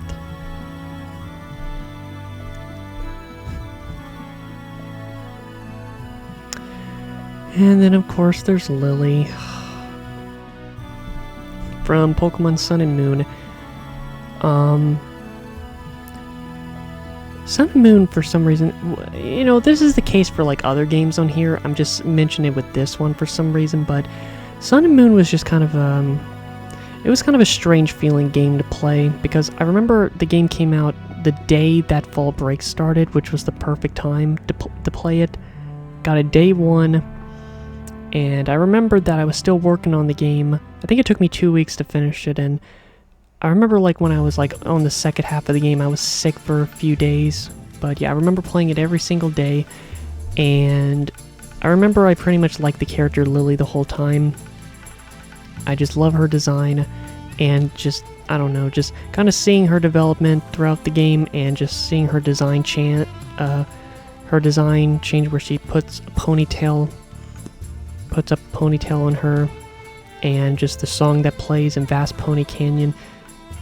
It's one of those games, I would say Pokemon Sun and Moon is one of those games for me that I really should have only just played it that one time. Playing Pokemon Sun and then playing Pokemon Ultra Moon a couple years back, I think kind of ruined my love for that first time playing Pokemon Moon.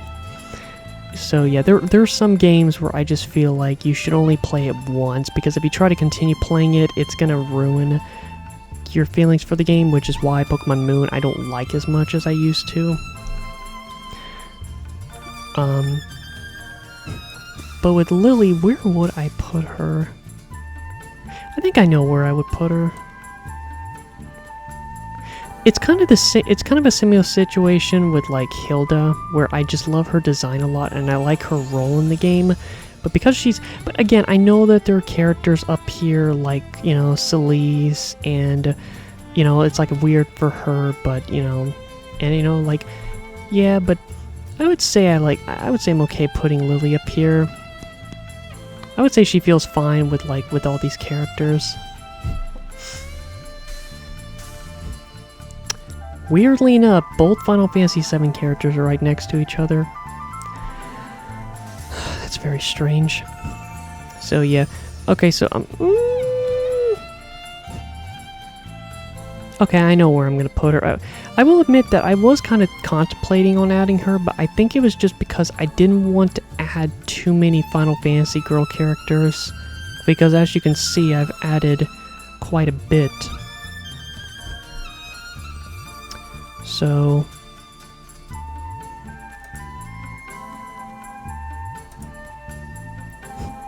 but yeah, Aerith goes right here. I do like, out of Rinoa and Aerith, I think before I replayed Final Fantasy VII, I liked Rinoa more than Aerith, but playing Final Fantasy VII again in 2024, I like Aerith more. But I don't think I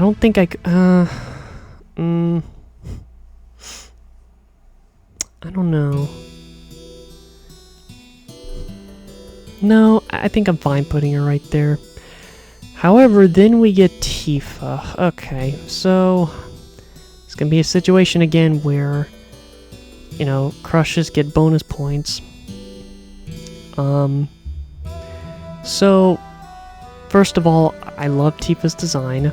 I just have a thing for girls wearing gloves. And I did think it was cool that they did make Tifa like a physical, like a strong girl character, because I think with Final Fantasy, I know there's like job classes and stuff, but in terms of like just it being a part of their character, like I know there was Faris in Final Fantasy V, but she was never expressed to be like a physically strong girl. She was strong in terms of like leadership and independence, but in terms of like being also strong, like monk strong.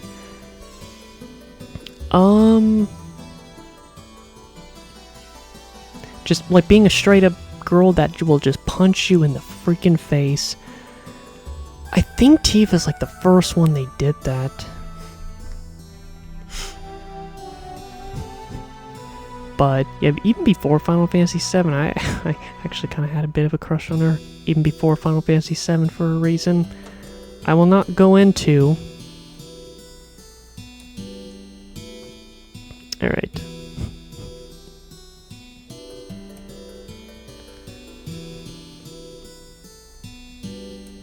Alright, does that look okay? I guess. Is it okay? Okay, luckily you couldn't really comprehend that top layer. I've been messing that up every time. I don't want to make the mistake again. Crap. Well, the problem is it's going to happen again for very cute, so... Gotta deal with that soon. Alright, next up is Lilligant. This one's gonna be weird. So... Lilligant is like one of my favorite Pokemons ever. And I don't think I said this in my Guy video game character tier list, but most Pokemons either just don't have a gender or they're male or female. Lilligant, I think, is like one of the... I don't know. I think Lilligant is one of the only Pokemon that is 100% female. There doesn't exist a male Lilligant or Patilli, and I've always made... And honestly, I even had like a little bit of a crush on Lilligant. Like, I can't remember how long ago. It was a long time ago. And no, I definitely did. Really, now that I think about it, I did have some weird crushes, even though a lot of guys did too. Like, yeah, like with Amy and stuff, but yeah, having a bit of a crush on a freaking bomb and a plant girl? Really? But yeah, Lilligant, I will always make the joke because people always talk about Gardevoir just being like, you know, always treating Gardevoir like a woman, but it's a 50-50, and I will always just place that fact of like, well, yeah, bitches, well, my girl is Lilligant, and she is all girl. But the question is, where do I put her? In terms of Pokemon, she is top 5 for me. I don't know, it's like, I've liked her for pretty much since Black and White, and I've just grown to like her more and more over time.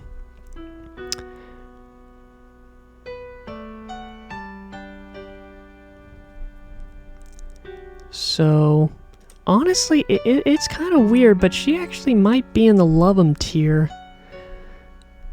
Yeah, I think she is. I think she might be in the Love 'em tier. She is one of my favorite Pokemons.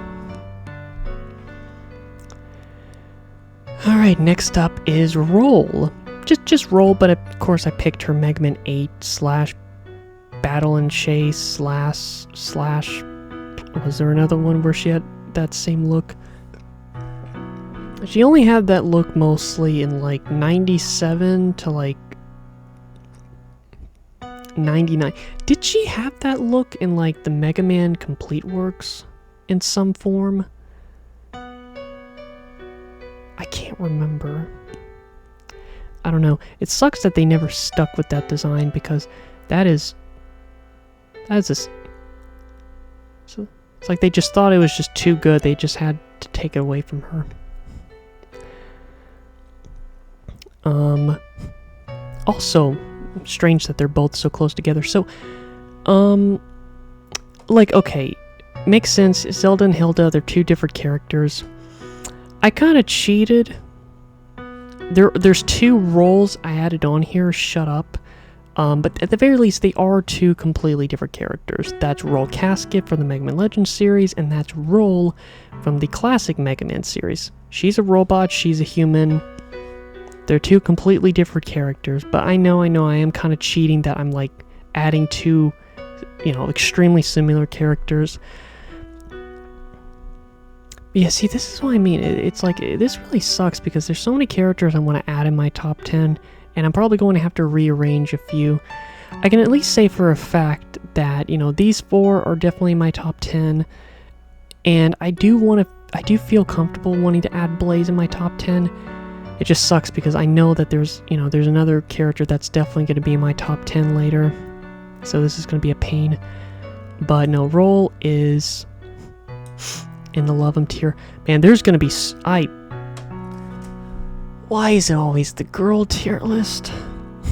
I struggled so much with the guy tier list, but there's too many girls I want to put in the Love 'em tier. Alright, well, she's not gonna be in the Love 'em tier, but this is Cordelia. I actually took inspiration of her because she's actually my favorite character in Fire Emblem Awakening, with her dark red hair. And I remember liking how her lips looked in the game. I kind of took inspiration of her design a bit into one of my characters.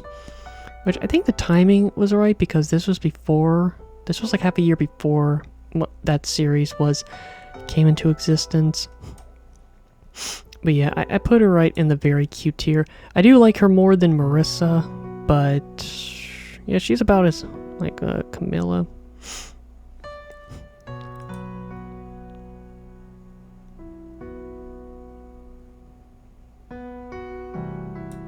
Alright. Ah, crap.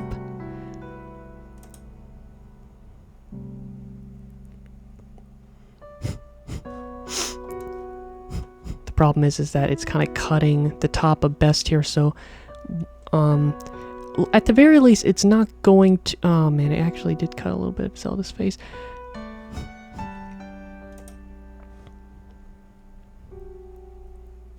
I guess I can like rearrange it. Give me a second.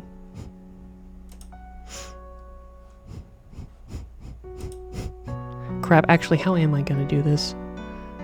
Crap, how am I gonna do this?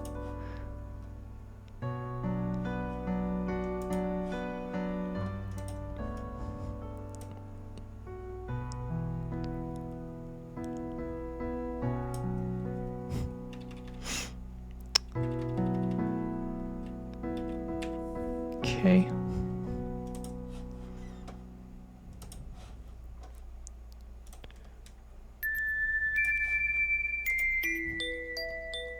Like, you can still see it just fine.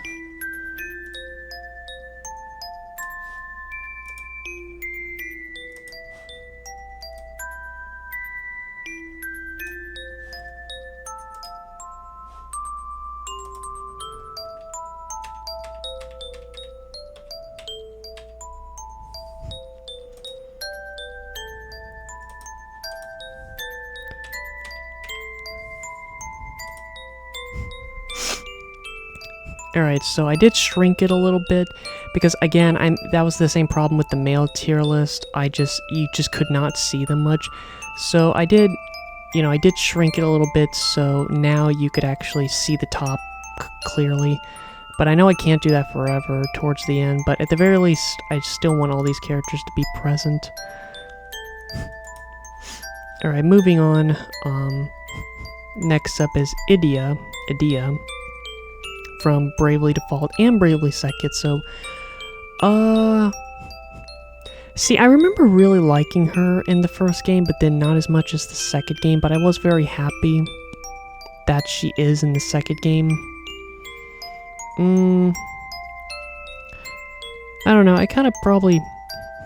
It's like, I don't know. I think I put her right there. Alright, next up is Nuwa from Shin Megami Tensei 5. Yeah, I remember really liking this character. It also took me a long time to remember her name. I kept forgetting it. But yeah, she was one of the main characters. I love her design a lot, and there's not really a lot to say about her other than just I really love her design. And, you know... But even still, I can't really put her any higher. Can't put her really any higher than that. She's definitely comfortable in that area. I'm having to keep reminding myself. Again, I could arguably put some of the characters in really like on very cute. I'll have to think about it. Like I said, some of the characters I think could be up there. Like, I do argue characters like Ariat and Claire could be up there, so I'll have to think about it. Alright, Delphia. Character from Fire Emblem Echoes, which I think this is the last one from Echoes. I remember always thinking Delphia was really cute when I first played the game. She's the most powerful when it comes to magic, but I don't know why I added her other than that. Again, I do really like her, but kind of know what I mean when I say that. But yeah, she's on the barely made it. I do really like her, but I could potentially switch her with like other characters. Alright, next up is Marissa, which, what is this, like the 7th Touhou character?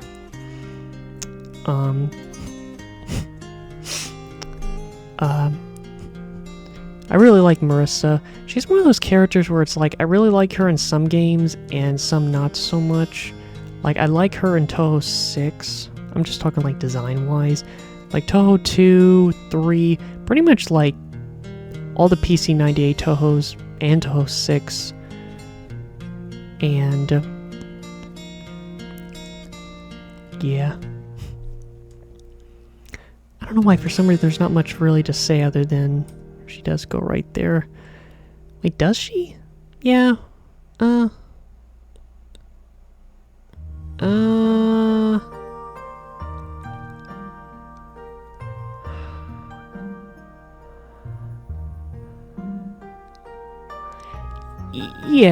Yeah, I think it's fine.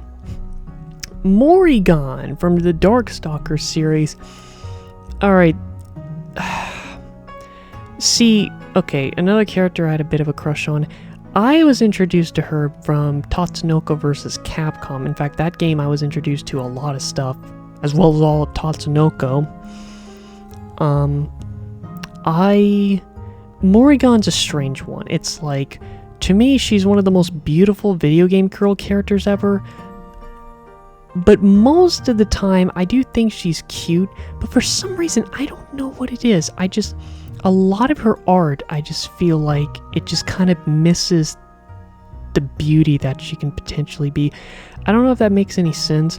She's just one of those characters where 90% of her official art just doesn't hit that peak of what makes me love her design so much. And of course, I picked an art. I think it's maybe fan art, but I don't know.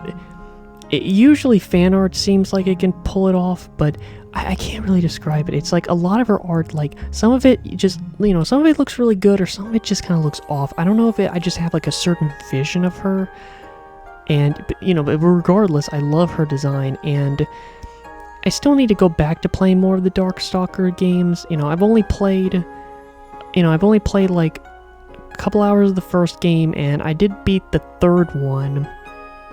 But I still need, I do want to come back to play more of the games. And of course, I did play her. She was actually one of my mains in Tatsunoko vs. Capcom. I think my mains in that game was Zero, Morrigan, Beautiful Joe, Ryu, who else? Tekkaman Blade 2, Ekman Volnut. So yeah, it's kind of tricky because even though I did have a crush on her when I was like around 12, at the same time, for some, I don't know. This one's a hard one. It's like, because a lot of things say she has potential of being in the Love-em tier, but because the fact that a lot of her art just doesn't bring out the full potential, and it almost makes me feel like maybe that's just not how she's supposed to be most of the time. It's so wrong to put her right here. It's like I really want to put her up here, but God, that hurts. That hurts. Okay, now I know we can argue that this is a dude, but let's just say let's say it's a trans man, okay? Sheik. Look, I know, look, I know I'm kind of cheating because I just said not too long ago that Zelda and Hilda are two different characters. Roll are two different characters. Sheik, like, I know in terms of reincarnation they are two different characters, but still I know I'm drawing the line with this. But still, you might say, well, which version of Sheik? Just Sheik from like Hyrule Warriors and Ocarina of Time.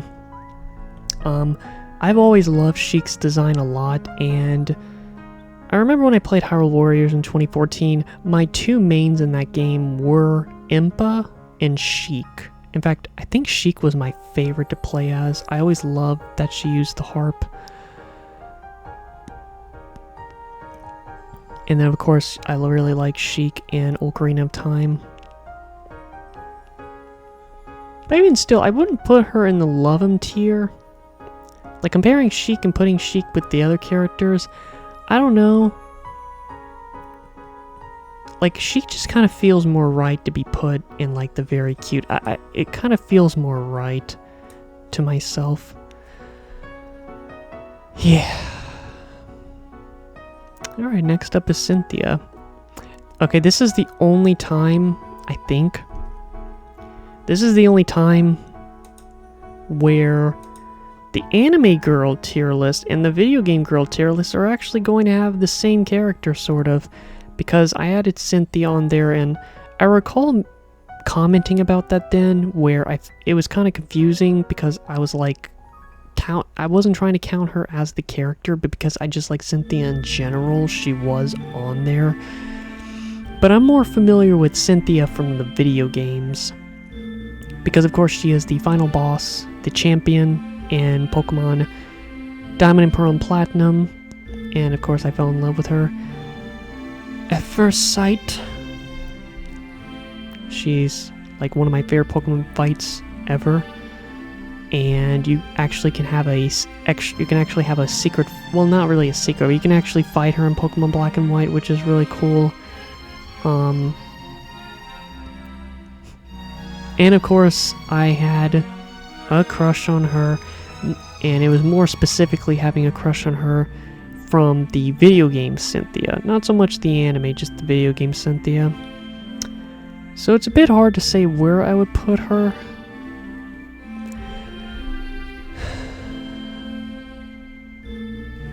See, it's tricky because...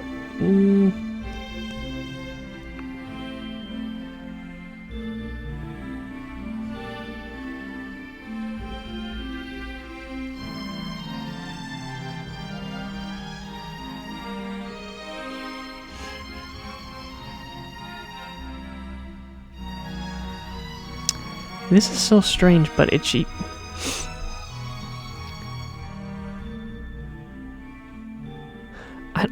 I guess so. I guess I put her right there. Dang it, why back-to-back Toho characters? I don't want to go through all of them. In fact, after these two, there might be only one left. But yeah, she might be up there. I looked at all the characters and I was like, no, I think I like her more than all of them. And she feels a bit more... She might be like on the low love them, but she feels right being there. I really do love Cynthia. I love her design. And I love that she's like one of the most powerful trainers in the Pokemon world. And I like that she's an archaeologist. Kind of I actually took a bit of inspiration of her field occupation being archaeology. Right. Now that I think about it, there's actually a couple of Octopath Traveler characters. It's interesting that this is the first one I came across. I haven't even found the other character yet. But Primrose from Octopath, and yeah, I really like Primrose. It was the only game she's in. It's not like her plot was very interesting or anything. I wouldn't even say she... I don't know if she's my... I don't know if she would... my favorite, or I don't know. The other one on here, I'm not sure which one I like more. I think I might like the other character more. Dang it, I don't know. No. I think I like Primrose the most.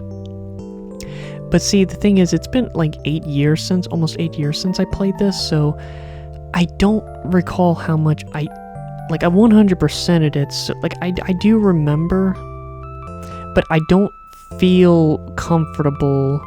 Damn, all 3 of them are right here. Okay, because of that, I might like skip them for a bit because I really don't want to go through the rest of the Touhou characters like that. Crap, I'm getting a little bit of a cramp. Did I ever upload that video where I had a cramp so bad when I was playing F-Zero GP Legend? That was like one of the worst cramps I ever had. Maybe even the worst.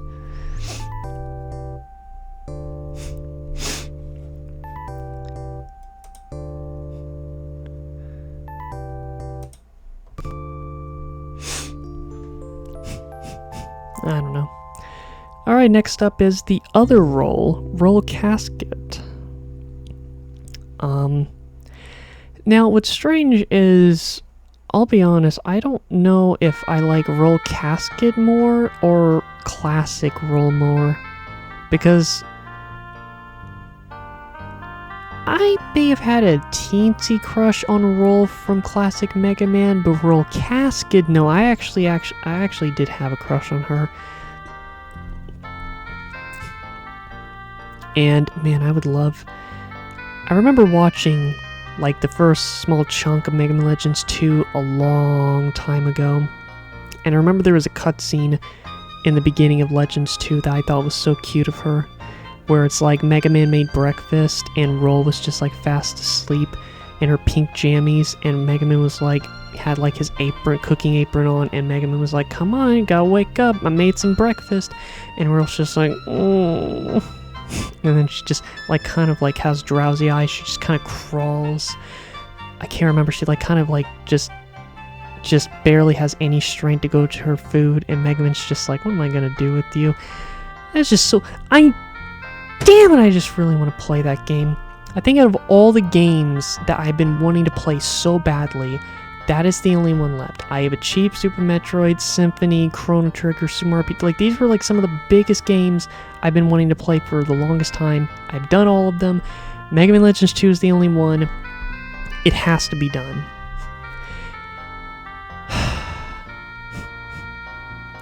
But anyway, yeah, she goes up there.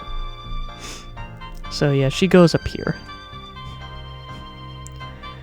Alright, next up is Nei from Phantasy Star 2.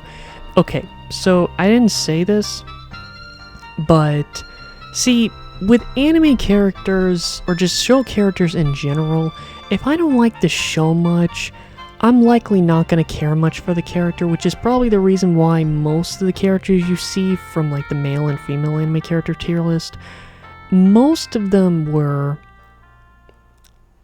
from series that I really liked. Like, they had to be at least really good shows. Video games, it does seem like that applies as well, but Nei is one of those rare cases where I actually don't like Phantasy Star 2.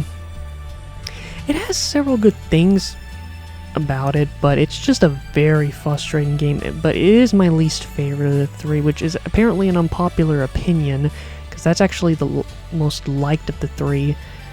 But no, yeah, Phantasy Star 2 is just very frustrating. I didn't like the combat. I just had several problems with it. However, I did like Nei a lot. I won't go into any spoilers, but out of all the Phantasy Star characters I've ever seen, she's definitely my favorite. I really like her design a lot.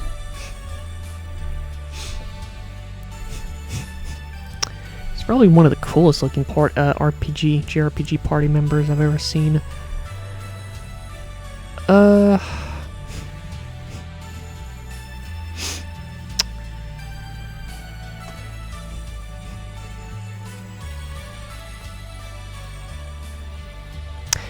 You know what? Wait a minute. I think I have played this compilation on the female anime girl tier list, because I specifically remember this song playing when I was really struggling on trying to pick my last character in the top 10. I was like kind of going back and forth with Ayu, and then like the other 3, and then I picked IU in the end.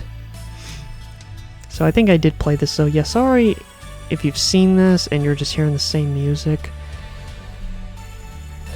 Because yeah, it's the Sega Saturn compilation. Also, I can't figure out where to put Ney. See,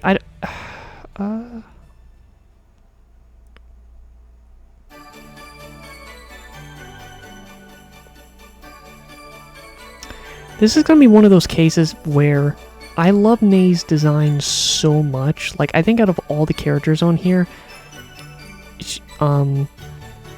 she's really high up there in design. I might just put her right here. Cause, you know, she could be right here, but because I love her design so much, I think she goes up there. I'm actually surprised. This is very balanced. Like, they're all pretty equal. Again, with the male game tier list, I just put too many characters I really like, and then I had to keep... I was just struggling finding some love them characters.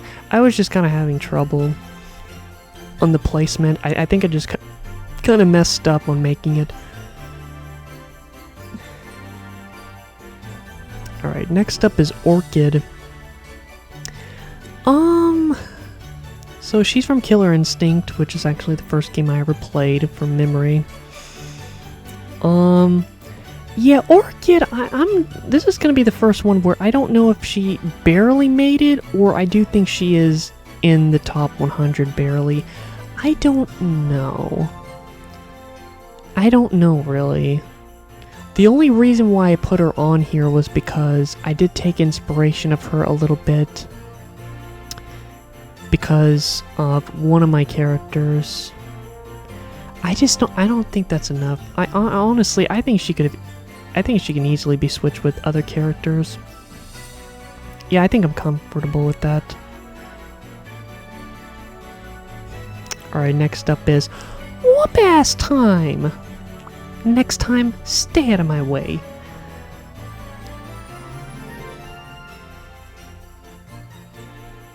Oh crap, what was the other line that she said that was so messed up?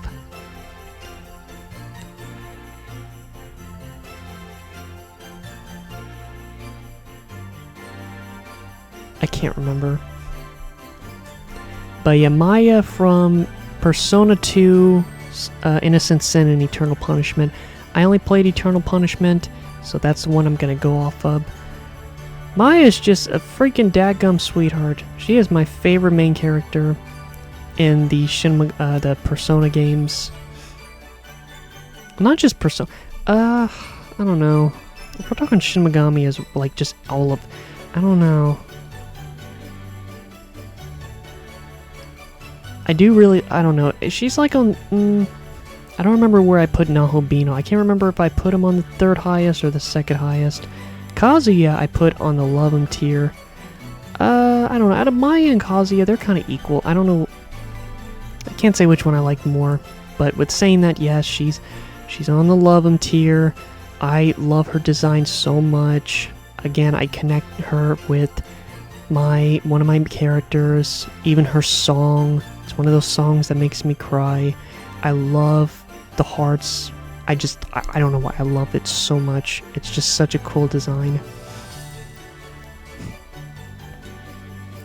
Definitely took inspiration with her. Another character from Eternal Punishment is coming up. The one with the red hair. Which one with red hair? You might be thinking. Okay, next CL from Mega Man Zero. Pick my favorite art of her. Okay,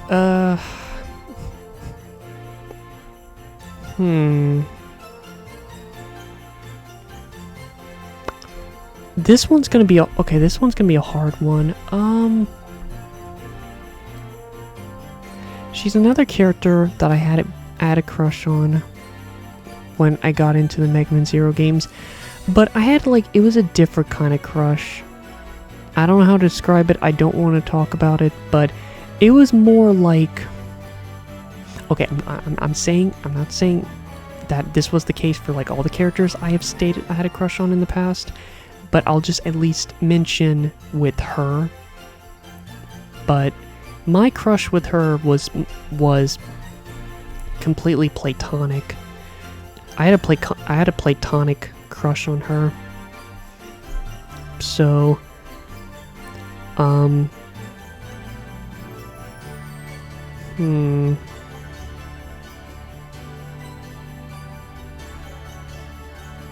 know, honestly, it's like this might be crazy to say, I honestly want to put her above both roles. But there is one thing about CL that kind of annoys me. There is one thing, and it's that in the Mega Man Zero games, especially one of them, I can't remember, I think maybe it's Mega Man Zero 4, she's almost kind of annoying with just like being so overly worried to Zero that every time I play the game, it kind of annoys me.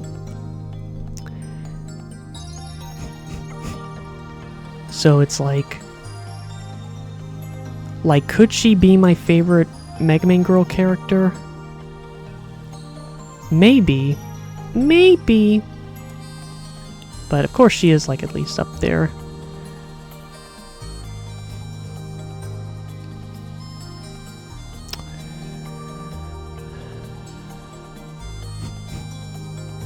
Okay. But, I don't know. Like I said, I'll have to think about it.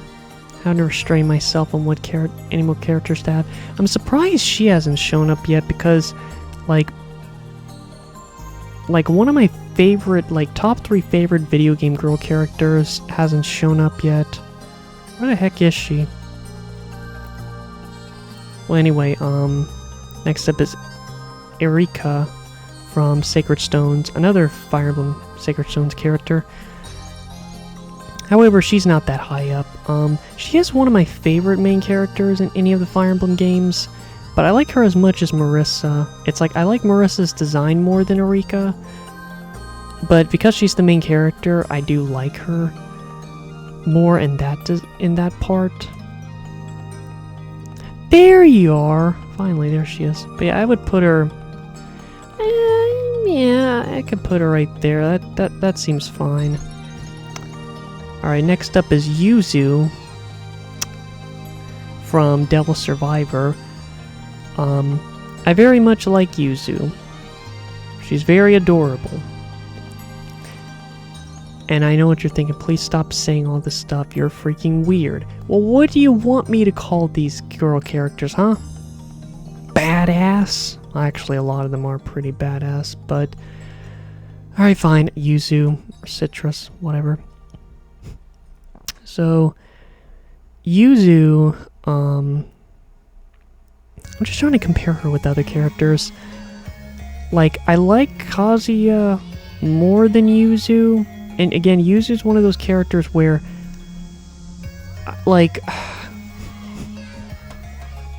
dang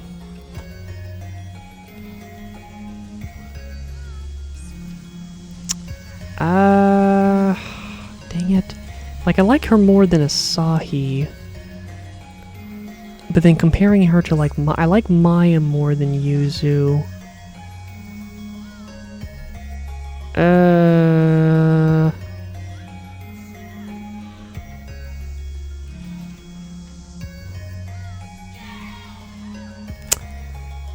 I don't...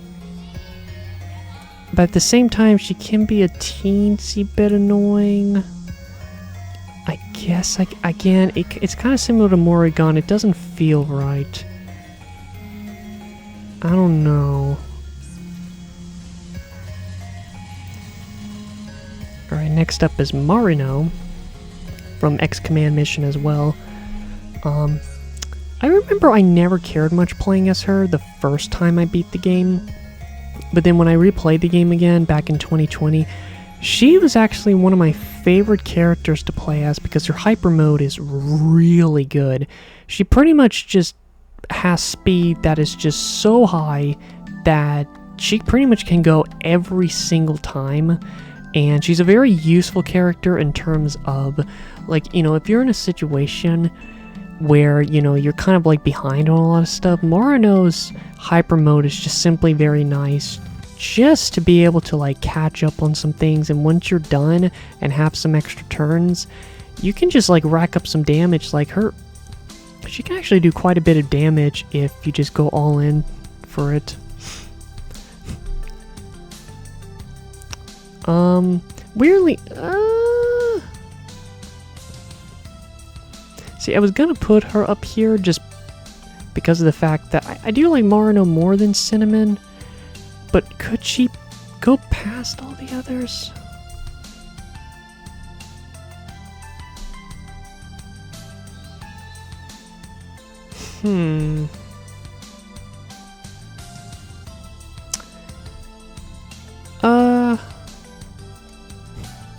You know, maybe not. It's hard to say. It's like, I like Cinnamon's design a little more than Marino, but I do like Marino a bit more than Cinnamon. If that makes sense. I love her theme song. But Cinnamon's theme song is also cute.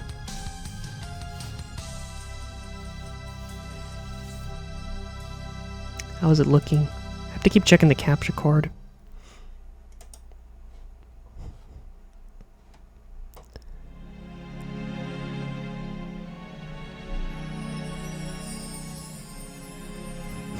Alright, so next up is Rena from Star Ocean Second Story.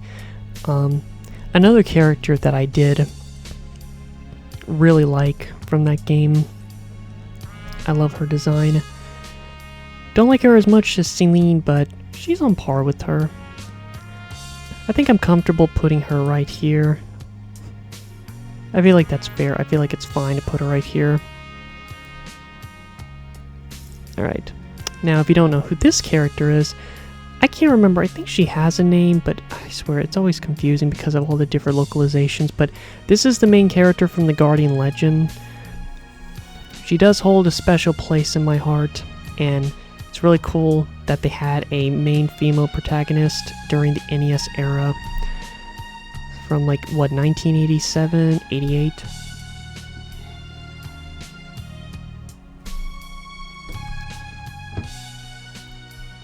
Thought that was really cool. Now there's not much to say about the character.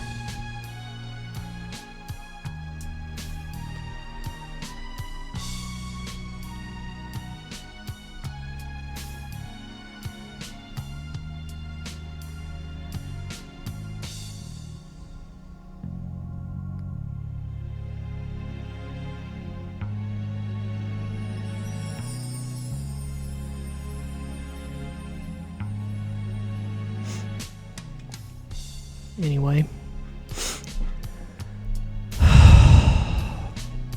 But anyway, yeah, it's kind of hard to figure out where I would put her.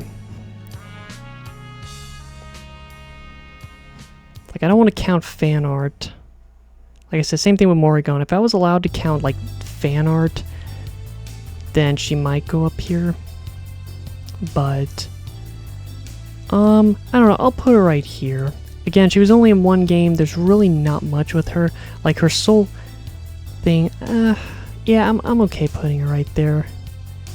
If they made a sequel or spiritual, like not spiritual, if they made a remake, yeah, I think I'm okay putting her there. Alright, next up is Ash, which is one of the characters I had to crop a bit because of her freaking legs, so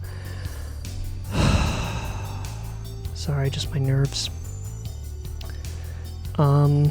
So yeah, she's from Mega Man ZX Advent. She's actually a human character, which is interesting because main characters in Mega Man aren't usually human.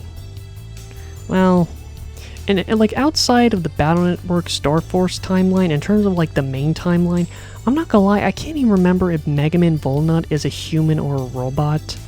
I'm still confused about. From what they made it sound like, he is a robot, I think. Maybe? I don't know. But Ash is a full-blown human. In fact, you can choose between a boy or a girl, and the boy, which is named Gray, he's a Reploid, but Ash is a girl, like a human. But even still, even though I do like Ash, it's not like I like her that much or anything. She's definitely up here, definitely. But, yeah, oh my gosh. Sorry. Just my nerves are starting to... It's like when my nerves, it just kind of affects all around my body, as nerves do. But at the same time, it can kind of do something else. It's just nerve/anxiety. And my nerves, when my nerves act like this, it starts to affect my intestines, which can make me potentially have to leave for a bit if it gets too bad. Am I a freaking animal? Yes. Alright. Alright, so I'm not going to rush through these characters because it's just unbelievable that the last 3 have to be all together.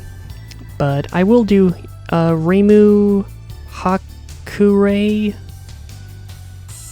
I know that's Marisa Kisame, and then... Is this the last song for the Sega Saturn compilation? I guess not. Oh, 222. If you look right now of the video, how long it's been going, it's 2 hours and 22 minutes. Dang it, I was actually close to 2 hours, 22 minutes, and 22 seconds. Alright. Dang it. Alright, if I have to pause the video, I'll pause the video, but I'm just trying to not let it affect me too much. Okay, so Reimu,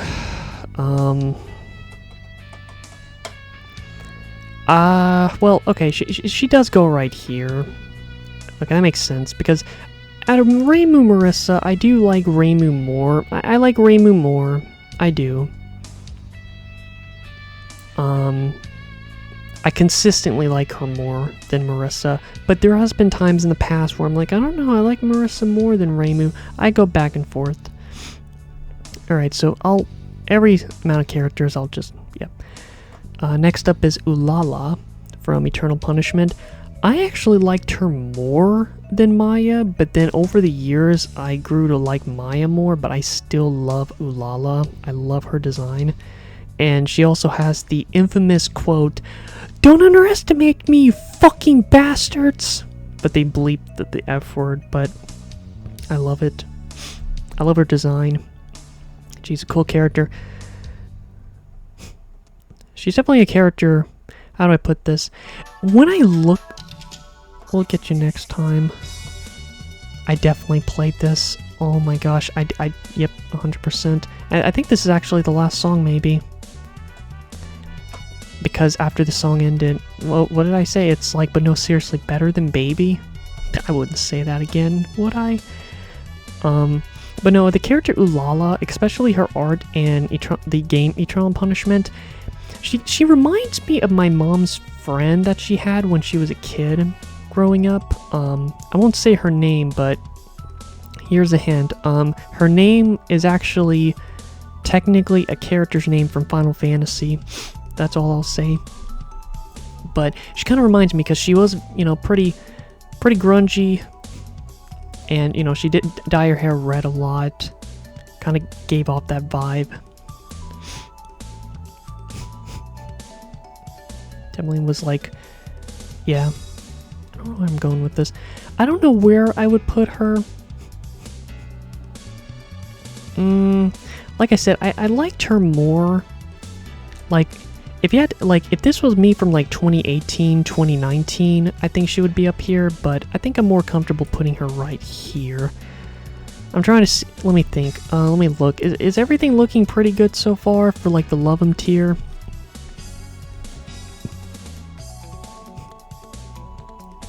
Some characters could go up there, but I'm not sure. Not sure. Alright, next up is Carrie from Castlevania 64. Oh boy. This one's kind of hard to figure out where I would put her. Again, she was only in Castlevania 64 / Legacy of Darkness. I love her design. I've always liked... She's like one of my favorite Castlevania characters. Not as much as Marisa. No. I don't know.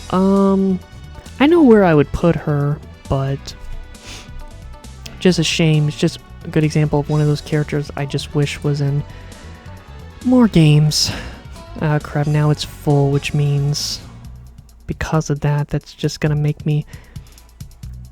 Oh man, and everything fits so nicely too, because as soon as that breaks open, you're not gonna see the top anymore. I don't want to shrink it anymore because they're already kind of pushing it. Okay, I did cheat this once. I'll get to it later, but there is a character on this bottom list that I did cheat because I've never played the game. I used to watch a crap ton of videos of it back in like early 2010s. So I'm sorry that I cheated, but I can I just stay consistent with my own rules? Here's what I'll do. I'll put her on the barely made it because I cheated. I sinned. I'm sorry. Oh crap, the song's gonna end soon.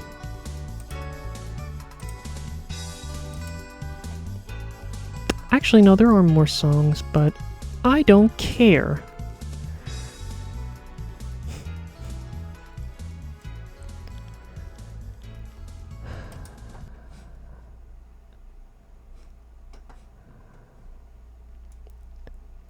I can't remember, is this compilation good? Oh, okay, no, this compilation is good. I got it mixed up with the PS2 compilation. I remember that one being kind of boring. PS1 actually has some good music. Alright.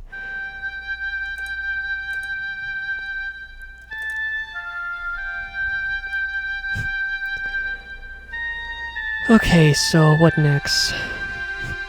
Next up is Claire. Claire Redfield from Resident Evil. Another character I had a crush on from Darkside Chronicles. But see, with her, she's similar to Morrigan. It's like, in games like Darkside Chronicles, I loved her design in that game. But then most of the other games, I was never, like, it was never at that peak.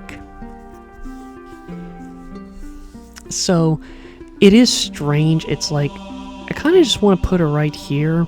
Like, if she was just at her peak, like in Darkside Chronicles, I would actually put her up here, but I think I would put her right there. I like Claire. She's definitely a character that I wish they put more effort into. Not effort, I just, like, she was in, you know, technically she was the main character in some games, like Code Veronica, Revelation 2, and, you know, she was the second main character in Resident Evil 2, so she's had roles, but the last game she starred in was Revelation 2, and that was over a decade ago. Since then, we've had Resident Evil 7, Resident Evil 8, Resident Evil Requiem, so they really haven't been doing anything for her lately. But yeah, her freaking older brother has. Boo. Now you might wonder, like, oh, it feels like it's getting a little low compared to the other two. Well, yeah, like, you know, the Lovem is supposed to be a bit less than the other two. The two that are supposed to be the biggest are these two. You know, this is kind of like 100 to 75. Well, maybe not 170. It's like 100 to 70 and like 69 to like I don't know. I can't really describe it. Like, if there's 10 for this, 10 for this, that's like 80.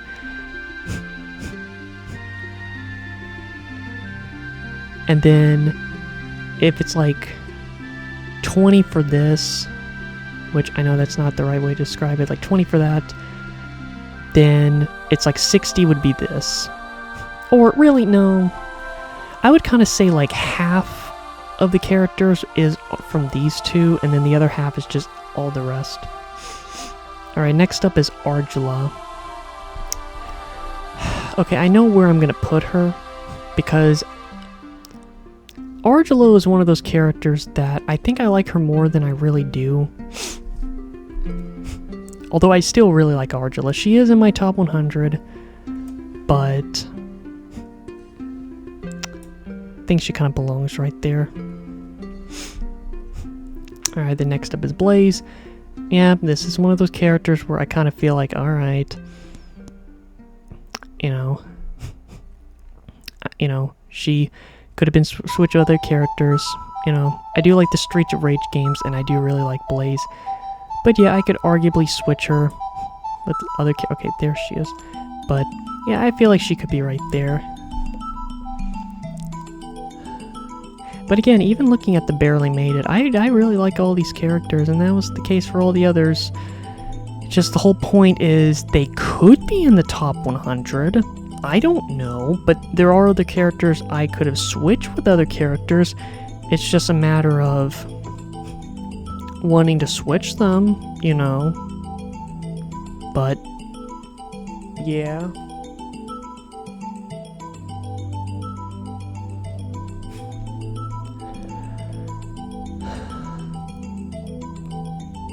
Alright, so it's been a while because I have been hesitant, because a couple of these characters I could argue could be in my top 10, but this is one that it has to be in my top 10, and that being Rosalina. One of the characters that has always been in my top 10, even top 10 favorite video game characters in general, for a very, very, very long time.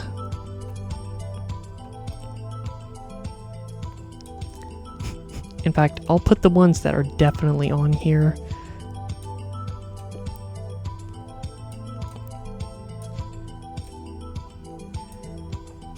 So I would say these 6 are definitely on here. These 2, it feels like it's kind of like that happened before, where it's like with the Anime Girl tier list, it's like there was 2 slots open, but there was 5 characters that potentially could have fit in there. But the difference is I already added them up here, so I kind of feel like I need to like take them, like the characters I'm not 100% sure I need to take off. But yeah. But yeah, Rosalina is, I don't know where I would put her in terms of like ranking. Midna's my favorite. And then like I do put Rosalina above 2B and like Blaze, Bombette. And you know, honestly, maybe I don't know. I just know Rosalina has always been like one of my absolute favorite characters. Even though she, you know, she's been in a lot of the spin-off games, which kind of degraded her character, because she deserves so much better. Like, even in Super Mario Galaxy 2, she's not even most of the game. Really, the game that she mainly starred in was in Super Mario Galaxy 1, which, you know, like with Midna, she only had one game, but her part in the game was just amazing, and I love her design, so it's why she's so high up, and you know, it's, you know, Twilight Princess is like top 10 favorite games ever for me. And with Rosalina, Super Mario Galaxy was in my top 10 favorite games for a long time, and even now it's in my top 15, barely top 15, I might add you. It's like my 12th favorite game, and honestly, I think Super Mario Galaxy is one of the early Super Mario Galaxy was like one of the early signs when I played it when I was 10, that I really love space. I love galaxies, I love astronomy, cosmology, all of that stuff. And I think Super Mario Galaxy was like probably one of the earliest signs of that. And Rosalina's backstory and just the Rosalina Observatory and her design, the freaking purple nail polish, just everything about her design is just, I love it so much. I really love it. Like her quality, just from Super Mario Galaxy 1 alone, she is in my top 10. She is definitely a character that deserves to be up there. I never had a crush on her. It's just weird how interest works like that. Alright, fine, I'll pick another Touhou character because it's been a bit. Sakuya Izuyoi, which I know where I'll put her, because I do put her above characters like Yuka and Patchouli and all the other characters. But it's worth noting that I do like Suika, I do like Chin, Yukari. I definitely like them more than Sakuya, but I do think Sakuya does get the edge on being, does get the edge a little bit on the Love 'em tier.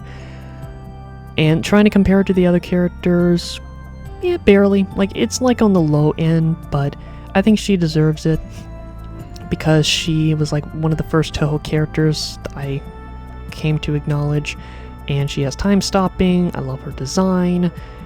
She definitely have memories with this character. So I think she definitely deserves to be on here. Okay. Iris! Another Iris on here, but I'm mainly referring to the Iris from the video game, which is, I guess, really the only thing they go off of is Pokemon White and Pokemon Black 2, where she is the champion. Honestly, I don't know why I put her on here. I love her design a lot. I do really like Iris, but I think it's kind of strange to add her on here. I don't know why I did. Especially showing a picture of her in the anime. And like I said, I could argue she's in the top 100, but there just really isn't. It's not like...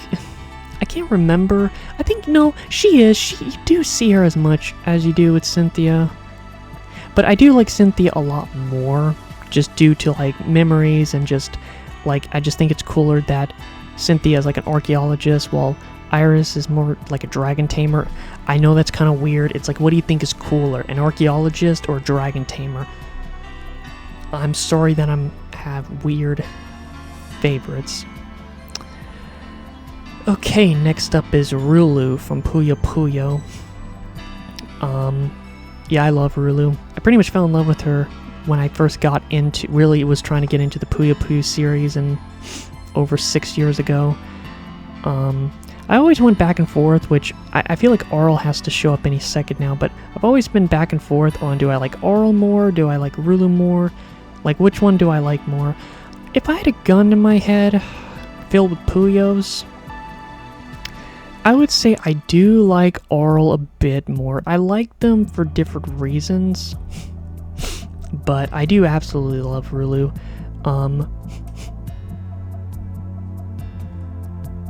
Okay, she hasn't shown up yet. So yeah, I would put her in the love 'em tier. I really love Rulu. Like, the gap of how much I like Arl and Rulu compared to all the other Puyo Puyo characters is just ridiculous. But yeah, she goes up there. Man, this has just been it's been a pretty quality tier list. Like, look how even it is. This is exactly what I wanted. This is very nice. Look at this. Oh! It's pretty cool. Also, I've said this with other tier lists, but it's really cool to just kind of look at all these characters, and I have to remind myself, these are all characters I love a lot. These are all characters that arguably majority are in my top 100. I just love looking at that. It's like just seeing all your favorite people just in one room. That's just lovely. It's like having like your top 50, it's like having your top 100 favorite games just all spread apart, and all you're seeing is greatness. Alright, fine, enough talking. Oh, crap, what was her name? Jill. Yeah, Jill. Jill Valentine, I believe, from Resident Evil, for Resident Evil. But she's not in that game. So, you know, she's kind of a strange one for me to add, because I like Claire more. And you know, actually, I felt like it was guaranteed that she was on here, but the more I think about it, the more I'm just kind of like, I don't know. I don't know.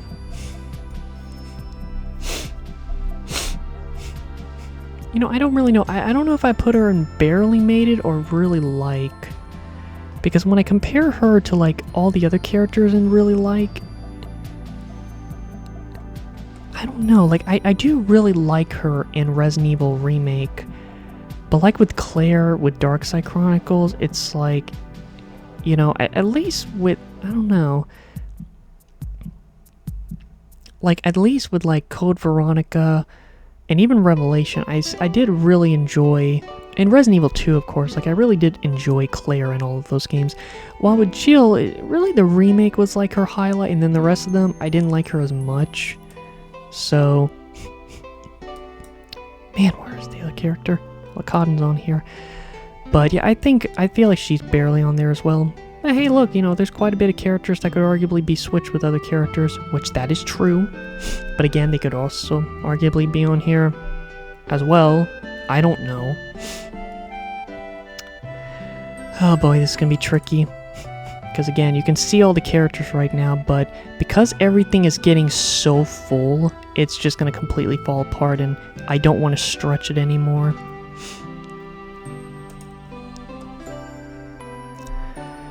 How many characters are left? I can be able to do it right now. Let's see. 1, 2, 3, 4, 5, 6, 7, 8, 9, 10, 11. 1, 2, 3, 4, 5. It's 55. 66.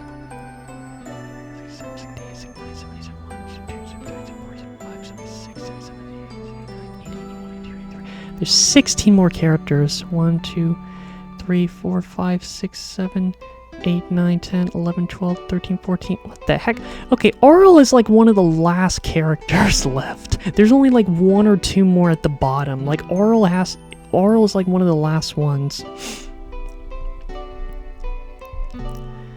Let's see, 3, 6, 8. What? Alright, so anyway, Mitsuru. Okay, this is one character that I didn't finish the game, but I did get like a third into it, and I did get far enough where, you know, she is a playable character, even though she is around since the beginning. But yeah, similar to characters like Cordelia and Ulala, again, something about redheads that I just take a lot of inspiration in. In fact, even though I didn't see that with anime girls, there wasn't that many redhead girls. There's actually quite a bit of red-haired girls. Let me check. Let's see. There you got Celica.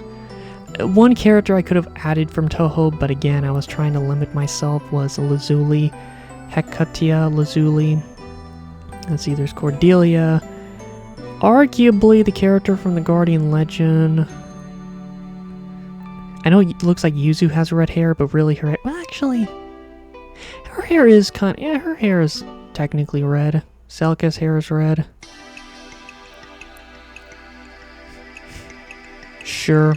Oh yeah, and Ulala has red hair.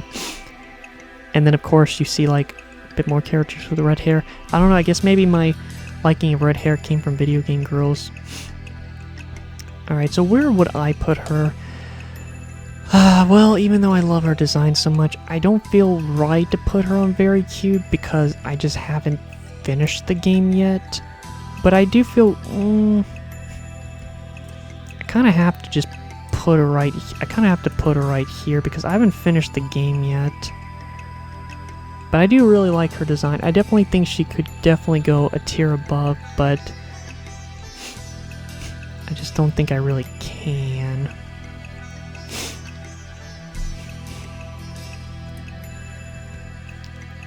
Oh yeah, Moon! Okay, wait, is... Oh, okay. Okay, Auril. Okay, yeah. Well, you saw the last one. It's no big deal. Wow, really? The 2 magical drop characters are, like, dead last. A lot of puzzle characters towards the end. Alright, next up is Vivian. I already know where I'm putting Vivian. Putting Vivian right there. She's my favorite character in Thousand Year Door. And my... Out of Bombette, Watt, and Vivian, I think Vivian is like my second favorite. I really like Vivian. But no, it definitely just automatically goes up there. Next up is Tressa, the other character from Octopath. I think similar to Primrose, again, she goes into the really like tier. Definitely. Let's see, how long has this been going on? It's been going on for almost 3 hours. Okay, I'm gonna try to go a little faster. So yeah, okay. So this character's named Scarlet, has blood manipulated powers. Pure coincidence because of my character, but I took a lot of inspiration in this character, but at the same time that was just a coincidence with the name. I completely forgot about her name. She's from Mortal Kombat 9. She's a DLC character. I will put her on Barely Made It because I feel like I shouldn't have added her here to begin with. But come on. Don't blame me. I can't even see half of the Love 'em tier anymore.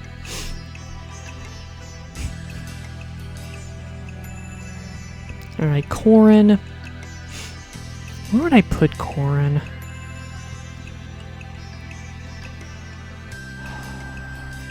It's gonna be a strange one. I actually, like, in terms of main characters, I think Corrin is my favorite, maybe? I do like her more than Violet. I love her design a lot, and I like... I don't know. Trying to look at some of the other Fire Emblem characters. Because there's a few. There's not many, like, very cute here. Sure. Wow, you just can't even see less now. I can't even see the Love 'em tier anymore. Well, it's fine. Once I finish this, it won't be a big deal. Kumatora from Mother 3.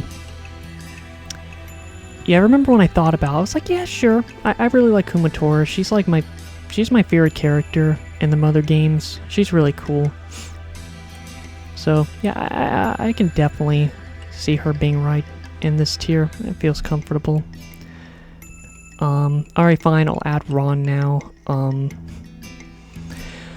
So she's, like, arguably my favorite. So at the very least, I'll put her right here, because I like her at the very least as much as Tewi. But again, I'm kind of back and forth on it. I'm not really sure. And it's kind of funny to think that 5 characters on here, or Touhou, how many characters are on here again? Like 11 each? 22. So almost 1/5 of the characters on the Love 'em tier are Touhou characters. My gosh, man. What is wrong with you? Alright, so next up is Saya from Saya no Uta. This is actually one of the newest characters on here, now that I think about it. Actually, I think out of all the characters on here, she is the newest character on here. Now, if most of you know, like if you know about the series, yes, it's very messed up. If you ever want to play it, for the love of crickets, do not play the uncensored version, please. Even the censored version is, like, from what I've seen, is rough. Just don't play the uncensored version, please.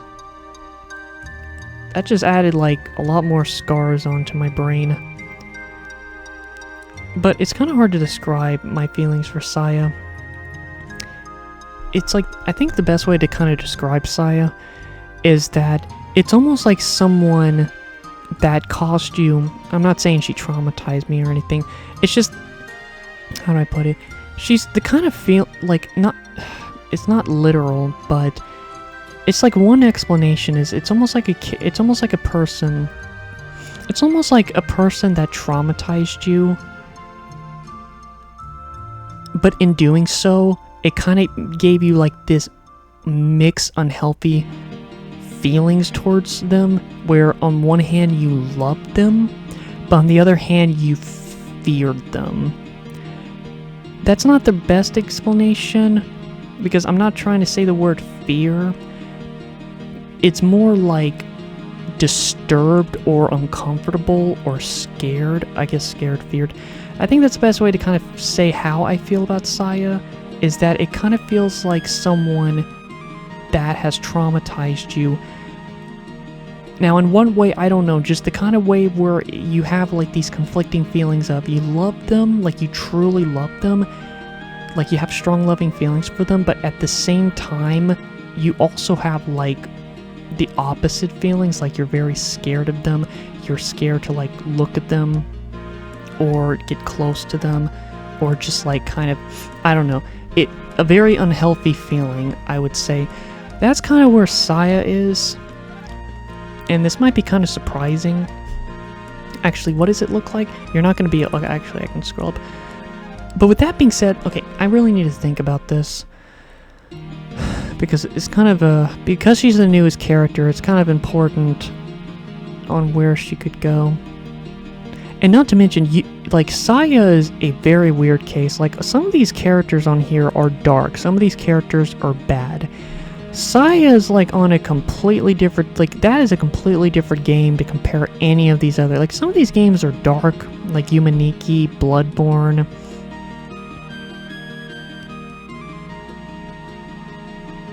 You know, some of these games can be dark, Resident Evil, Digital Devil Saga, but Saya no Uta is just like a different... It's like a different layer of darkness. I wouldn't call it dark. Saya no Uta, like... I don't even know how to describe it. It's like, I think the best way to describe it is, if Bloodborne is dark, then Saya no Uta is taboo. That's pretty much the best way to that's pretty much the best way to say it. Like, Bloodborne is, you know, a very, very, very bloody game. It's a very dark, messed up world. It's a very sad world. This is a dark game. Saya no Uta, dark is putting it lightly. This is just a straight up taboo, morbid, like, kind of game that you just like, it's just one of those things where it's almost like Pandora's box. Like, you know, you're curious about it, but trust me, you don't want to look into it, because as soon as you take a peek, there's no going back. And see, like I said, I'm talking like this, but weirdly enough, she's actually up here. That's what I mean. Like, I have very mixed feelings to her. It's like, I love Saya, but at the same time, she also just... I just don't have the best memories. Again, when I played that game this year, like, I had to take some breaks. Like, I had to actually take, like, a 2-week break or something. I can't remember how long, because it was like, after one session, it was really hard to go back. And I actually remember the day after I did that session, I actually couldn't eat the whole day. That is the first time I ever played a game where the game affected me so much that I lost my appetite, because it was just that messed up. And I just, for pretty much almost 2 months, I just could not sleep the safest. Every time I just felt so paranoid about just being killed in my sleep. And, you know, and there was just like one face of Saya in the game, and it was the, you know, the face I'm referring to was in the session that really affected me. And I just remember when I kept looking at that face, every time when I saw that face, for a while actually, I just remembered it just kind of made me feel uncomfortable, or it just disturbed me. That's what I mean by, I just have like this very unhealthy feelings towards her, and I've been aware of this since even when I was in the middle of working on the game, because it's like I feel attached to her. Like, it's kind of, and I think that's kind of the whole point. I think even the creator of this, I can't remember his name right now, I think that was kind of the intention, maybe. It's like she's like, again, it's very hard to describe. It's like, on one hand, she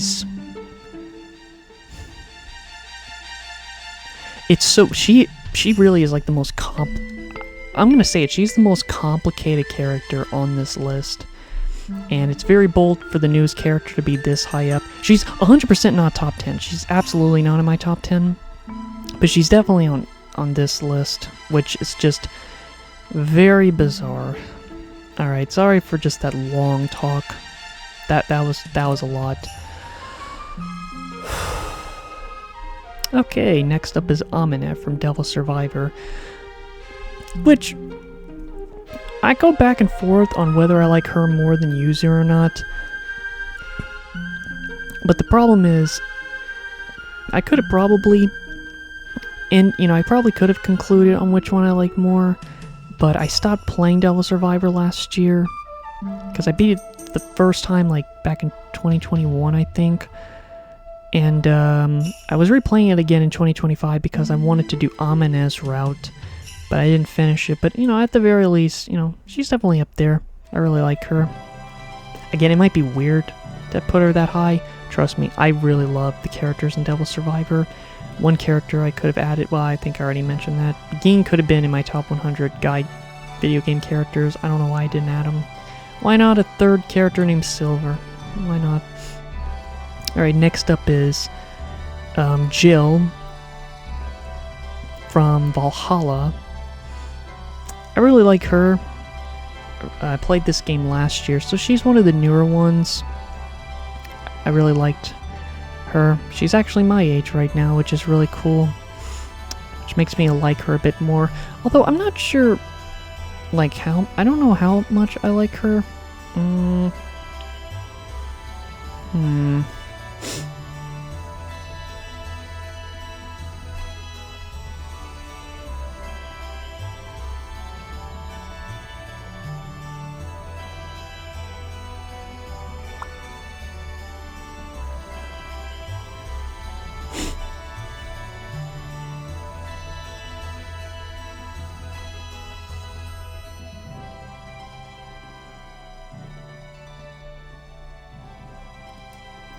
See, unlike Saya, where it just felt more defined for where she's placed, with Jill, I think just because she's still a bit new.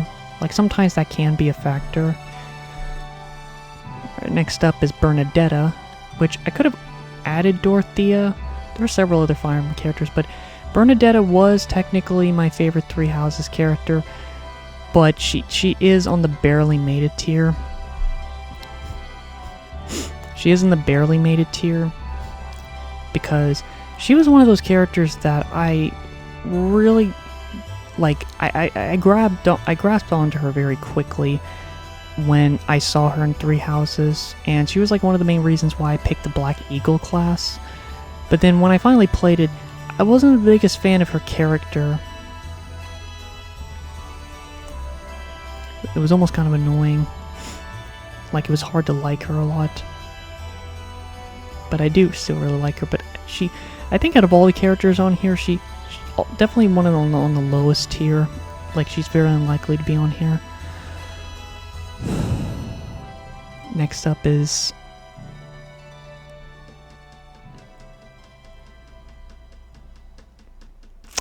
trying to remember her name. I don't want to look online. Like, as soon as I went to go say her name, the name disappeared.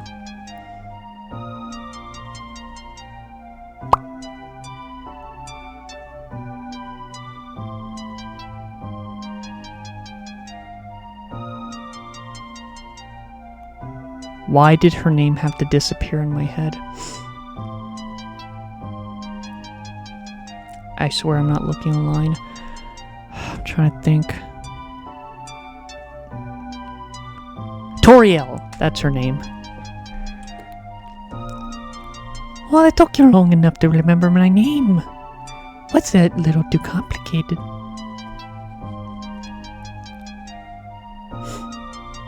Okay, when I try to improvise making a joke, what I said makes no sense. Alright, Toriel. She is my favorite Undertale character, but kind of similar to, like, what game was it? Chrono Trigger. Undertale is, like, similar to Chrono Trigger. Like, I really like pretty much most of the characters in Undertale. In the same way of Chrono Trigger, I really like all the main characters, but for some reason, they're just not really, like, that high up. Like, I definitely put Toriel, like, in, like, up here, but I don't know if... I can't really put her any higher. She definitely... I feel more comfortable putting her right there. I don't know. No. I can't really... No, I can't. Maybe if I played more Deltarune, maybe I could change my mind. But I feel like she should just be right here. Alright, this character. There's not even a name for her. She's from Seven Dragon 3. So, I love her design. She was probably my favorite character. It's hard to say because it's like you can make your characters, like you have a lot of options and well, not really customizing. I don't know how to describe it. It's like actually, I think what's weird is I keep thinking, like, I'm not going to mention the character's name, but she has like cat ears, pink hair. She's a robot. I won't go into any more than that. For some reason, whenever I think of that character, I always think of this character, even though I found this character before her, because I played Seven Dragon like 2.5 years before I even found out about that manga series. But, like, she's definitely in my top 100, but it is kind of weird for her to be on here. There literally isn't anything about this character other than her design. She's a character you can play as, it's just, there's no character of her. She has, like, a voice you can pick. It's just strange. Alright, next up is the lovely Cotton from the Cotton series. Man, where do I put her? Seriously, where do I put her? Because I do like Cotton, but I don't really like her that much. She is in my top 100. I do really like Cotton, but I feel like she fits better more like right here.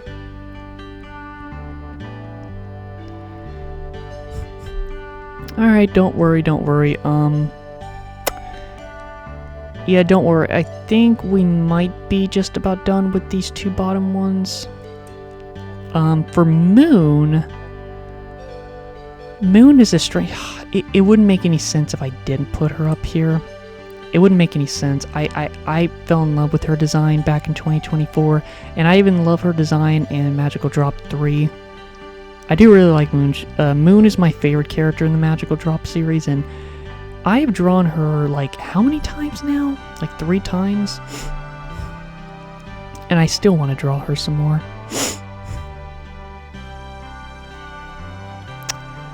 Alright. I'm gonna pick Star next. I'll save Aurel for last.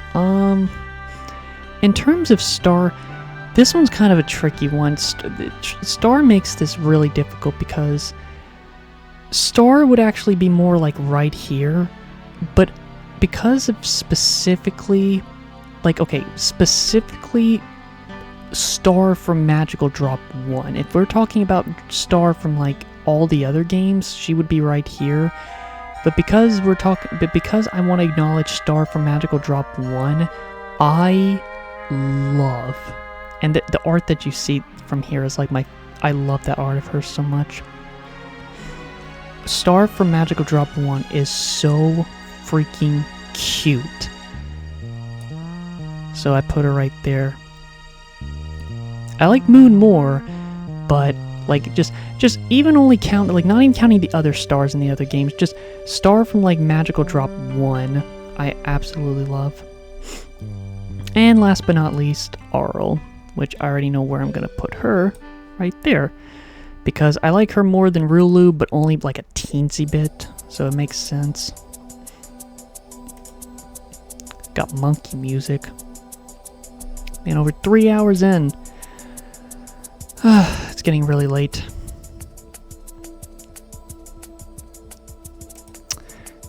Alright, so overall, I think I'm okay with the Barely Made It for what it is. Again, these are all characters that I could arguably change with other characters, so that's fine. The Really Like tier, like, I mean, there's some characters where I could arguably put in the Very Cute tier. Again, I still think Claire, Ariat, like, it's hard because, you know, it's tricky because it's giving off this illusion that these characters should be better than what they actually are. And I feel like it makes sense, you know, there is like honestly, I think, well, the problem is there's going to be a bit less because I'm going to, actually no, because they're going to be swapped, well, 4, 5, 6, 7, 8, yeah, 2 is going to be, like, it makes sense that this one, it has to be the lowest, this one's like the second lowest, this one's like, what do I mean by lowest? Third, whatever. Like, the amount makes sense for this.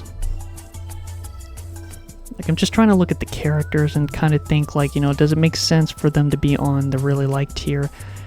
And like I said, aside from, like, Claire and Ariat, but again, I'm still kind of mixed about it. It makes sense. And then for the Very Cute tier, again, it gives off this illusion because it feels like they want to be higher.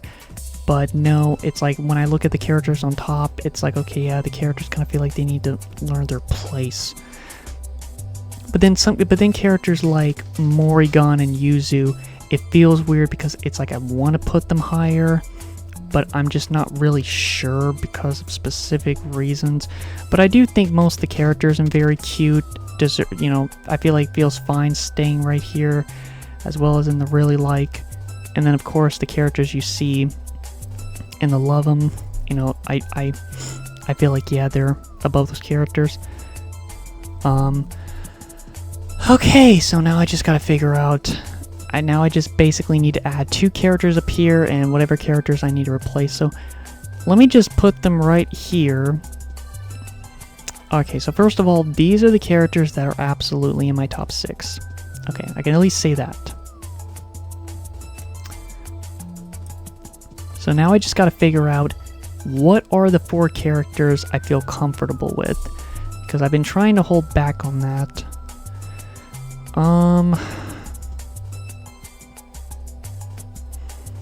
Also, I'm kind of worried now that I think about it. I don't know why. I really hope I'm not getting sick. I can't really describe it. I just kind of feel... like, I feel hot, but I'm not hot.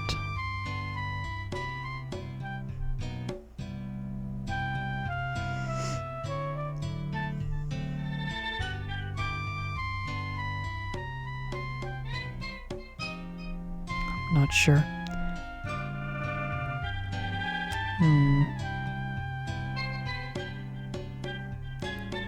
Well, okay, well, we'll have to think about this. So, let's say the characters... Okay, let's just organize the characters where they're absolutely not on there. So, okay, let's remove... Okay, let's just have it like right here, because this is like the amount where it technically should almost be the case. So let's just break down the characters that are 100% not in any potential in the top 10. Okay, let me look at this real quick. Oh shoot! Oh my god, you can't even see it. There we go.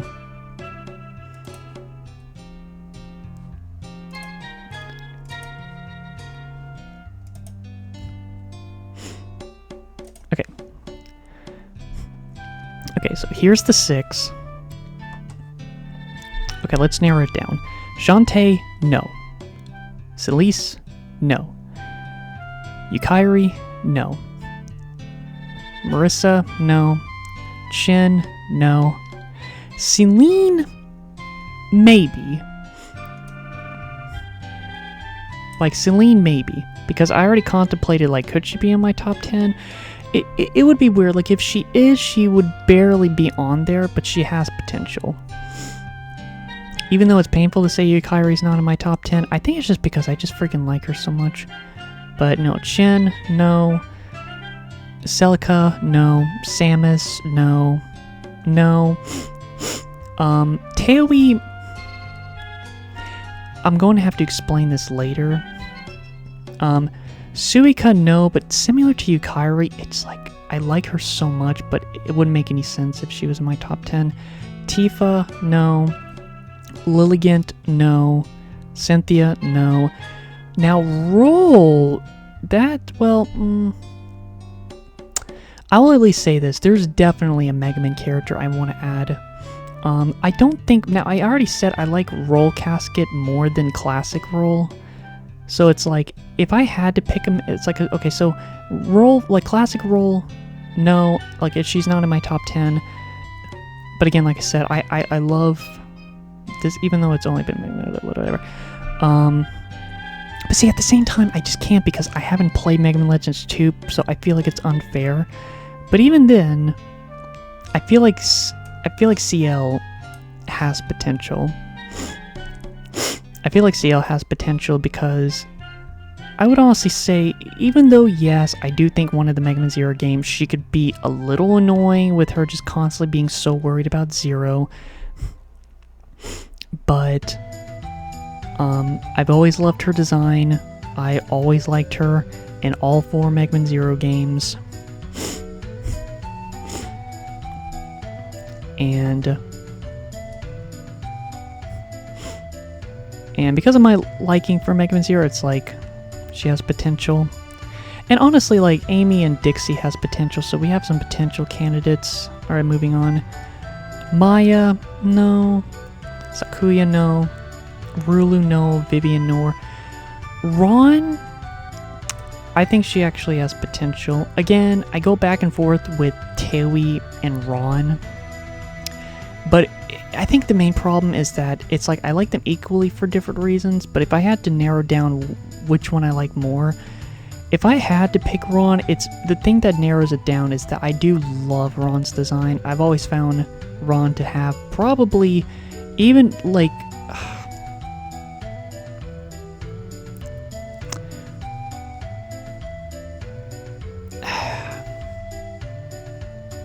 in terms of design, Ron might be my favorite Touhou character.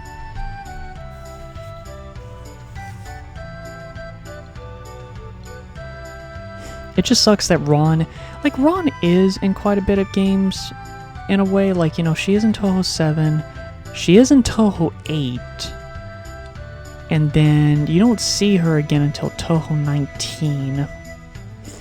So she's kind of in a similar situation as Suika, but at least Ron kind of had more respect.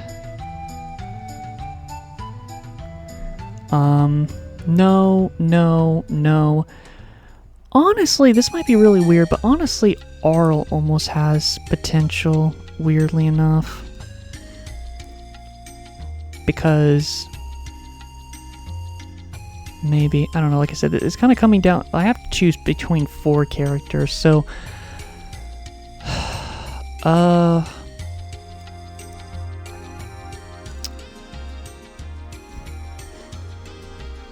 so yeah, this is kind of hard. It's like, so how many options do I have? Like, out of all these characters,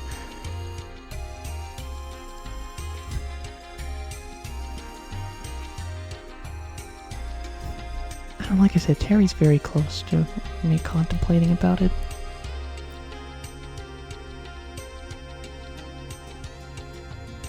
It's hard because some of these characters that are very close is like Roll Casket and Tewi. Like, they're definitely close as well.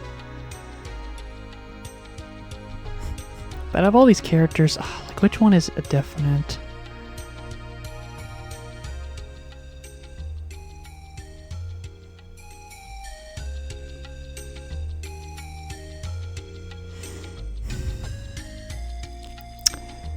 And I think what's hard is that out of Celine and Ron, it's hard to say. Like, in the short run, I liked Celine more than Ron, but I think in the long run, I've grown to like Ron more. Man, this one's tricky. It's like I don't want to add Amy on there, even though I do.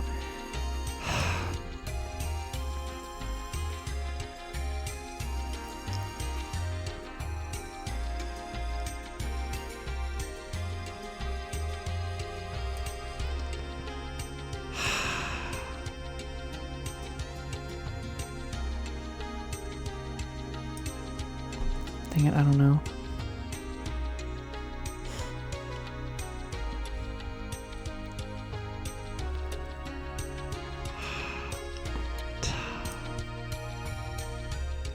If I play Mega Man Legends 2 and if I liked her as much as the first game, I could be able to narrow it down, but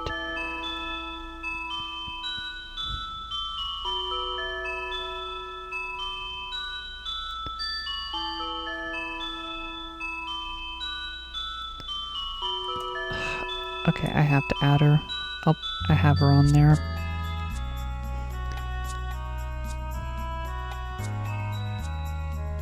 Alright, I really don't want to add Amy, even though I technically have, like, 2 Mario characters already. Oh, 2 Zelda characters, damn!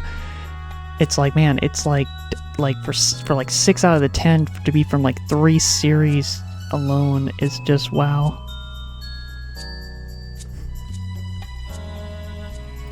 But I can at least say that, aside from Tewi, it's like all the top characters are definitely not in my top 10. And then for this role, like, this character is close, but I'm kind of just arguing with these characters.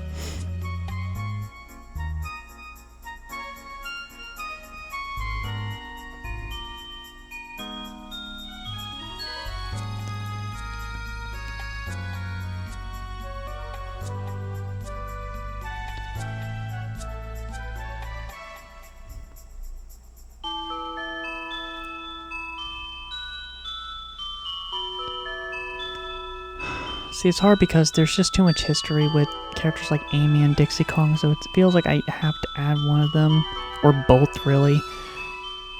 It sucks, like, I feel like I just need to add both of them, because I do love Dixie Kong, but to say that I put her above the other characters, like, yes, yeah, like above Rulu, above Tifa, Roll, even Roll Casket. Well, at least with Dixie Kong, I at least played most of her games,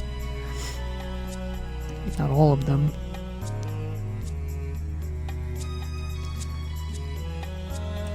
Honestly, yeah, I think I might just have to put her back up there.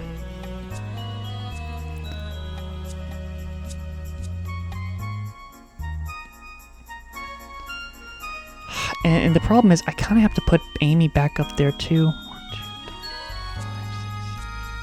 I kind of have to put them back up there just because, like, I love Amy's design in the 90s Sonic games. And I really liked Amy in, like, the first half of the Sonic era. And it's not that I don't dislike her in the later games, but, like I said, I think it's just due to just, you know... But, yeah. So now it just kind of boils down to Ron, Aurel, and Celine. Oh boy.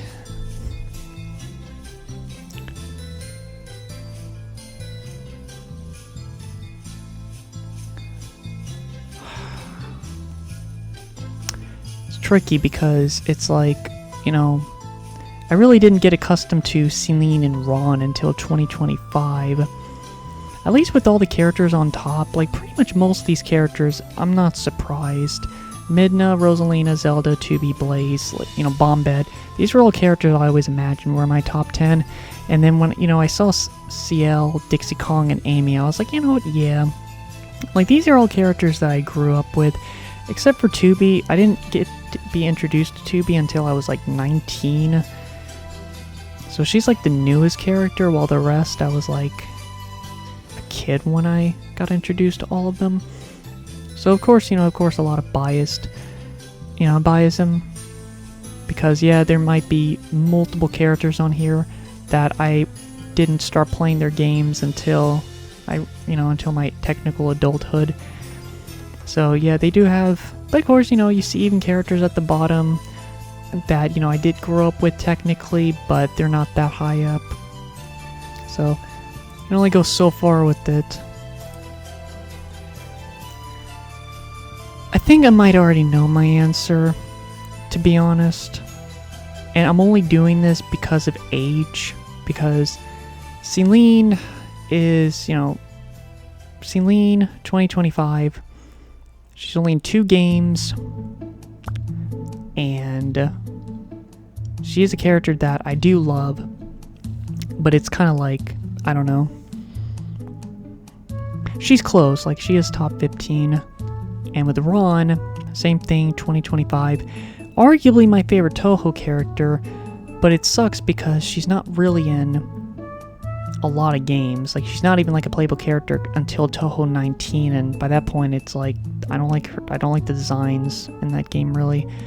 And you know, she's in 7 and 8, but it's like 8 she's barely in it.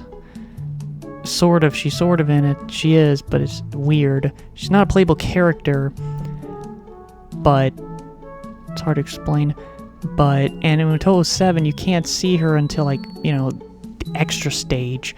At least with Yukari, you know, she is like a character that talks to you in Touhou 11 throughout the whole game with Reimu, and she is a playable character in Touhou 8, so, like, you know, she at least has some things. Like, the fact that she is technically a playable character. But then with Aurel, it's like, okay, Aurel is from the Puyo Puyo series. I have been familiar with the Puyo Puyo series in a way because of Robotnik's Mean Bean Machine since I was a little kid. So I do have like this weird like nostalgia with Puyo Puyo because of Robotnik's Mean Bean Machine. like, you know, with Touhou, I do really love the art styles and the characters and stuff, you know. I always found Puyo Puyo to be a silly game. I really do like the series. I've played multiple of the games. I got into the series in 2020, so I've grown for Aural for like 6 years. And the reason why I guess I like Aural more is, I don't know, I guess I'm just more happy with my feelings I have with Aural than Rulu by a little bit. And I think just like other stuff, you know. Like I said, I only like Aural a bit more than Rulu, just a bit. Because I would actually put Rulu in my top... Would she be in my top 15? No, I don't know. Definitely top 20. Top 15, I feel like it's pushing it. She's kind of having some competition. But no, with Aural, it's like, she's the main character. I love her design. And like the Puyo Puyo 4. I like classic Aural. I do love her design so much in some of these games, like Puyo Puyo Dungeon, the Madoka Monogatari series. She's just the damnedest adorable thing when she's like 4 in one of the Madoka Monogatari games. She's an adorable character. She's a cool character. And, you know, I still really like her design in Puyo Pop Fever. I do really like it. Like, there's even a figure of her where I'm like, you know, I actually would gladly get a figure of that. And, you know, I'm still really interested in the Puyo Puyo series. Like, I almost want to go through another Puyo phase. So... And plus, I know this doesn't mean anything, but I have drawn... How many times have I drawn Aural? Actually, wait, I only drew her twice. I drew Rulu twice, but I have thought about wanting to draw Aural again. I have been thinking about that a lot in the past.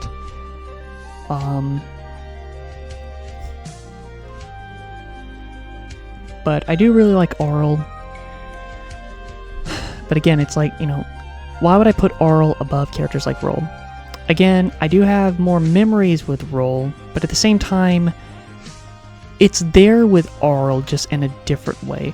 I know it's classic Mega Man, Roll, classic Roll, but really the biggest thing that gets her here is in that certain phase where she looked like this that gives her the point. If she didn't have this clothing style, she might be like right here, but because of this, it pushes her up. Like, obviously, you know, it's like, okay, these characters, it's like, okay, no, they're not in the top 10. I feel bad with Teoi. Again, kind of go back and forth. She's like top 15. Suika, no. Sadly, no for Moon. No for these characters. It's like, probably really the closest characters is Roll Casket, Ron, Aural, and Celine. So it's like, what, that's 10, 11, 12, 13... Can't remember the other ones, but it's kind of like that.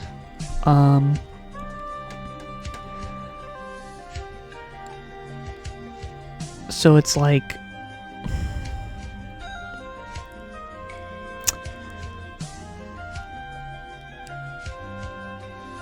heck, you had a profile picture of Aural on my YouTube channel back then. I'm trying to think of like the littlest things, like just my feelings for the characters.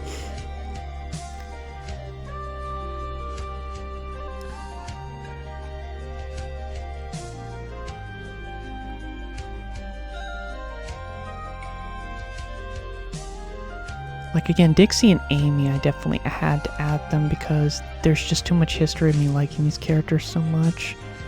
Because when I look at Dixie and I compare her to the other characters, I'm like, yeah. I know it's just Donkey Kong Country 2, 3, and Tropical Freeze. But that's... like I said, Midna, Twilight Princess, one of my favorite games. Rosalina, one of my favorite games. Wind Waker, one of my favorite games. Bombette, one of my favorite games. Dixie Kong and Donkey Kong Country 2. That's all you need. Like, that can be enough sometimes. I think I already know my answer, but I'm kind of thinking about it. No. Has potential, no. Has potential. No. Has potential, no. Has potential. So yeah, there's not really many to choose, and because I've kind of narrowed it down.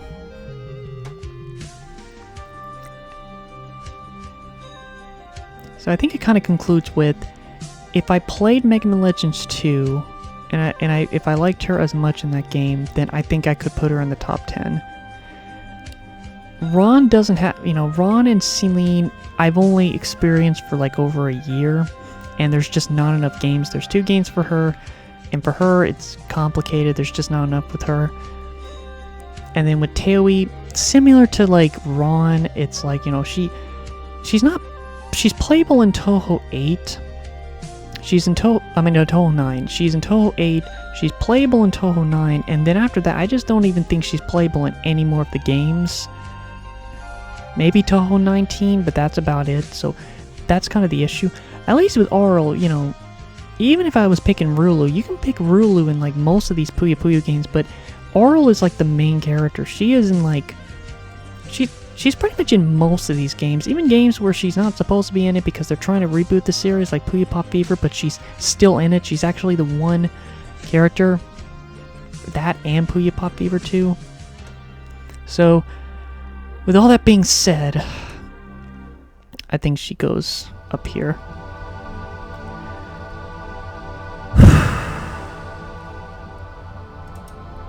Wow, 3.5 hours.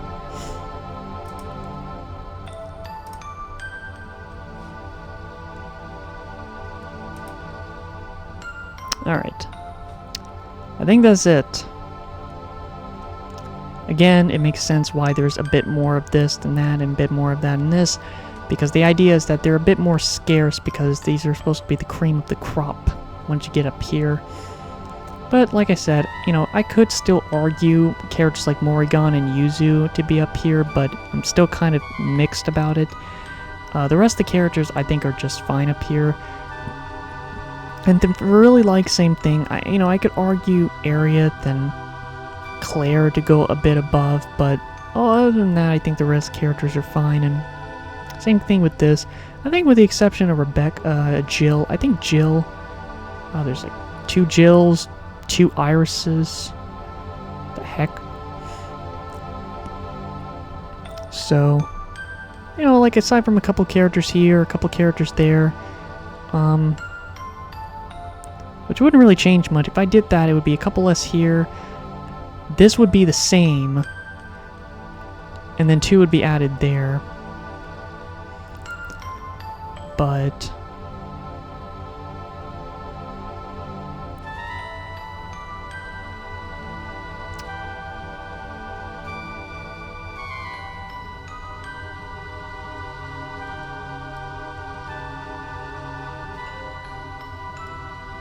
I think that's it. Overall, I think I'm happy with this. Unlike the male video game characters, and that just kind of sucked. When I finished it, I was just like, 6 out of the 10 I felt happy about, but then like the other 4, I was just kind of like, it didn't feel right. Because again, I really could like it's just like 2 or 3 of the characters, I was just like, it almost just doesn't feel like I have a top 10. With this one, it was more like the anime girls, where there were characters like Cece, Nayuki, stuff like that. Like, there were characters that could be in my top 10. They were just fighting for it. They were fighting for it because they could be in the top 10, but who? But again, with the video game guys, yeah, I was almost like just having to almost like bribe these guys instead. Like, it was almost like I was having to bribe these guys. Like, can you please be in my top 10 so I could be able to finish this? And, look at Bowser. I could, good enough. You can be on my top 10. While with the anime girl tier list, it was just more like, it's like, I'm sorry, girls. I just don't know who to choose. You all have, they all wanted to jump in the top 10. And this is the same damn thing. Like, Celine could have potentially been in the top 10 because of my, attachment to the character in 2025. Ron being arguably my favorite character in Touhou. And as you can see, there's just multiple Touhou characters, so I do think it's kind of weird that my 6 favorite Touhou characters are all in the same tier. Even though, again, arguably, Taoi and Ron could be. could arguably be in my top 10, but I think it's fine the way it is. Because out of Aurel, out of like all the Touhou characters, I just think Aurel just has the advantage because she's just as cute. She's just as cute as Suika and Teoi. And I do think Rulu is like on the same level as like Yukari in terms of how much, like, I think I like both of them equally. Yeah, they're equal. They're about equal, but I'm fine with this. You know, again, I could argue with other characters. Honestly, I think Roll was the hardest one because I do really like Roll a lot. My brain is starting to shut down. I think it's at its limit now. But anyway, yeah, here is...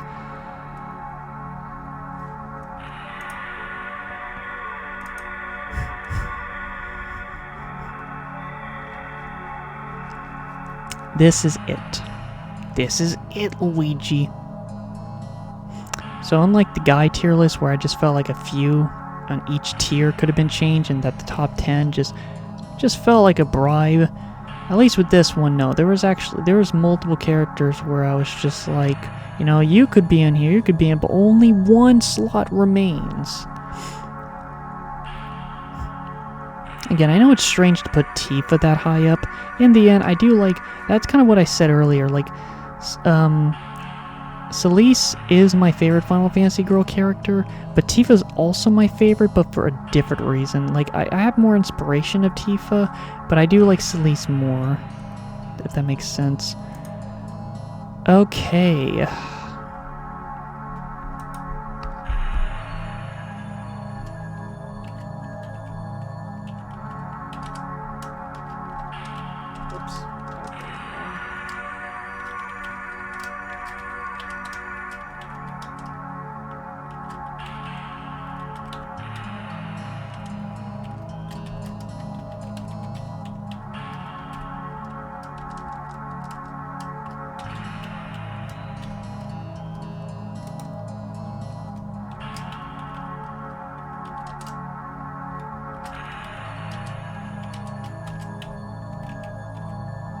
That's code word for piss.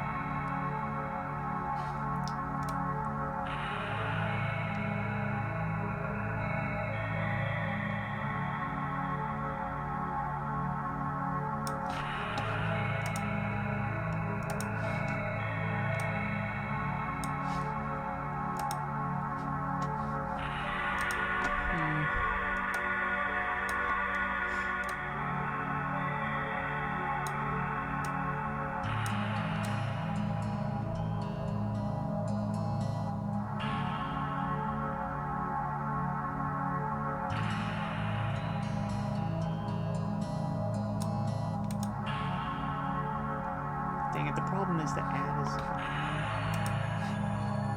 I could remove it, but I feel like it's just gonna pop up again.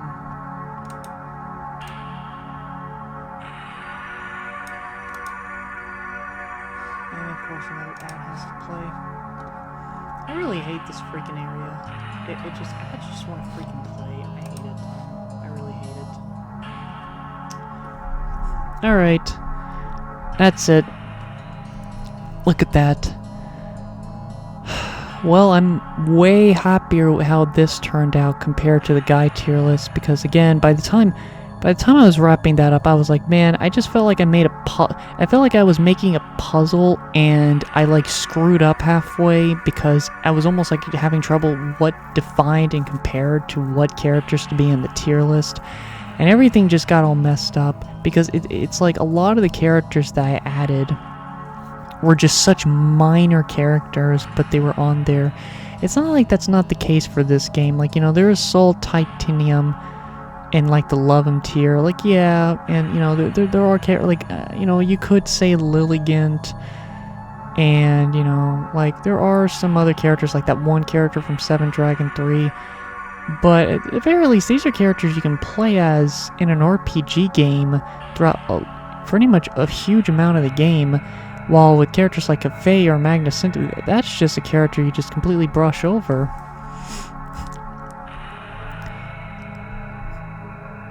But no, I'm overall satisfied with this.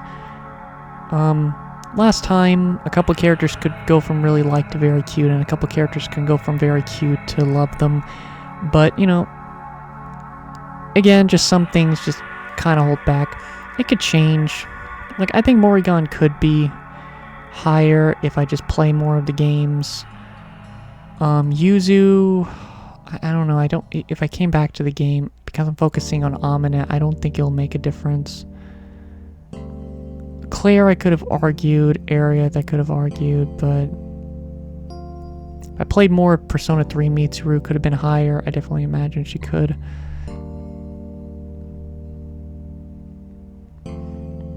Well, sadly, this was more fun.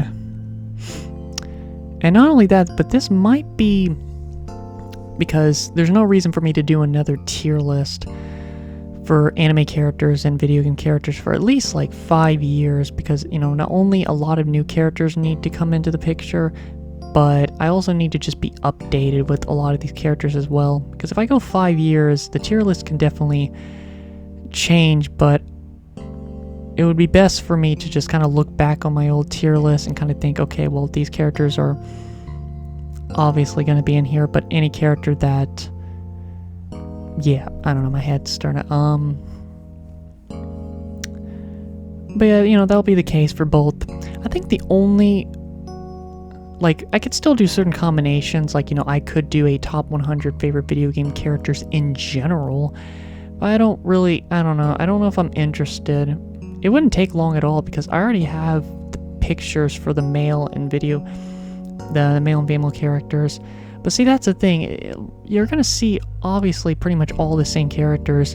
It's like how it'll work is, obviously, the best tier characters will both be in it. And then, of course, the love 'em tier, both of them will be in it as well. Pretty much the idea of it is, both the guy and girl tier list of really like and below are, none of them, I think aside from maybe a couple, but none of them are going to be in the top 100. It's all going to be from like the top 3 tier lists, without a doubt. So, but again, it would, I don't know, I'm not that interested in doing that. I think, well, actually, no, there is actually a different, I actually forgot about this, because if I just did a top 100 favorite video game characters in general, there actually would be a few characters that could actually make it a bit different.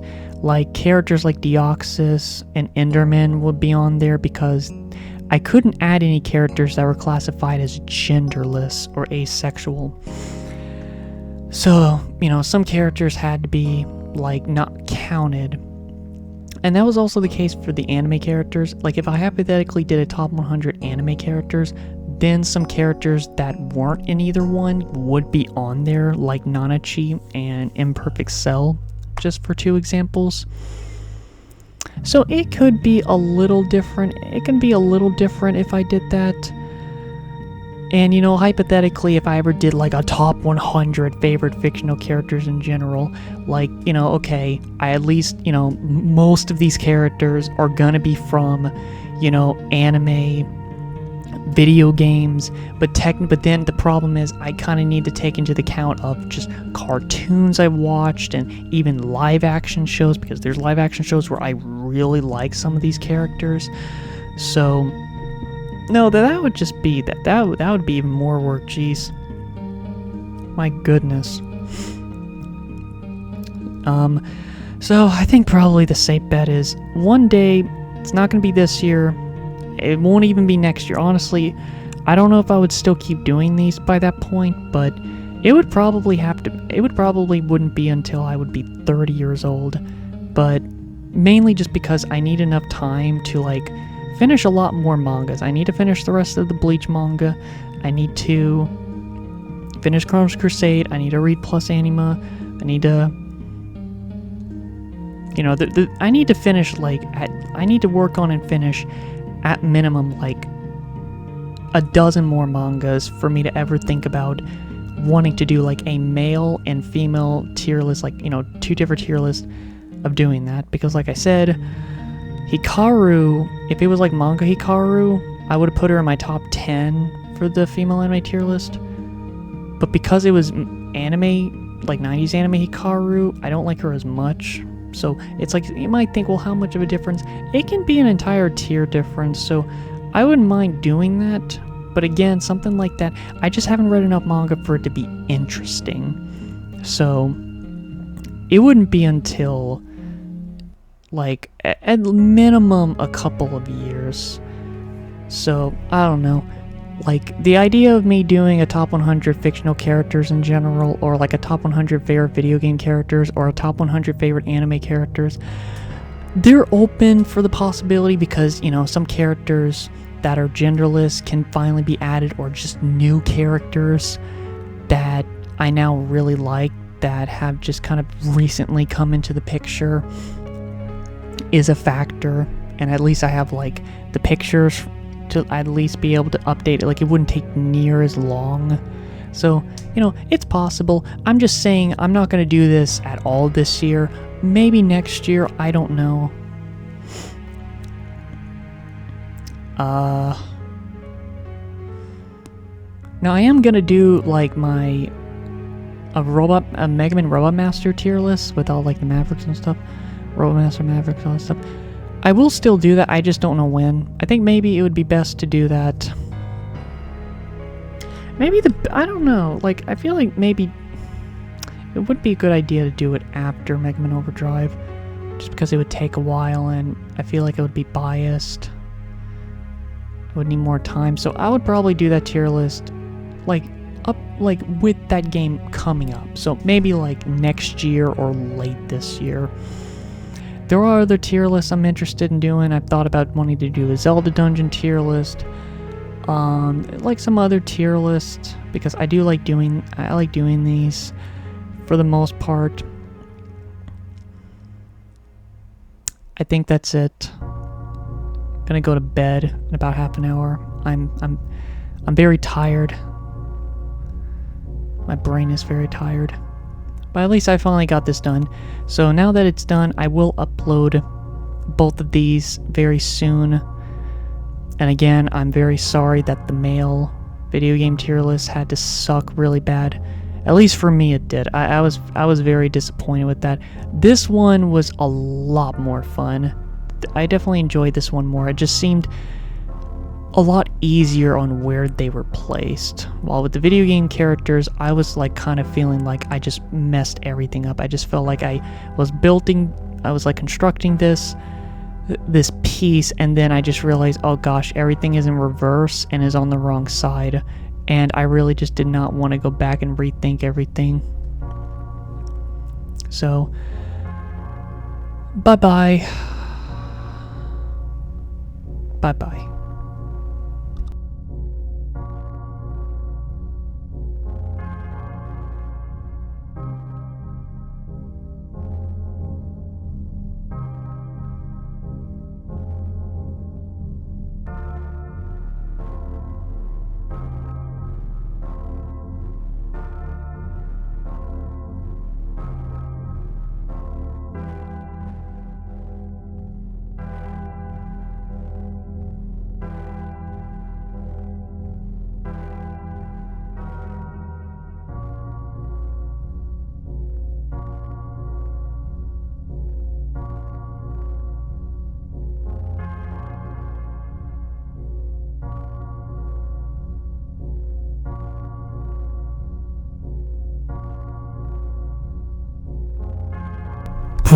Baby?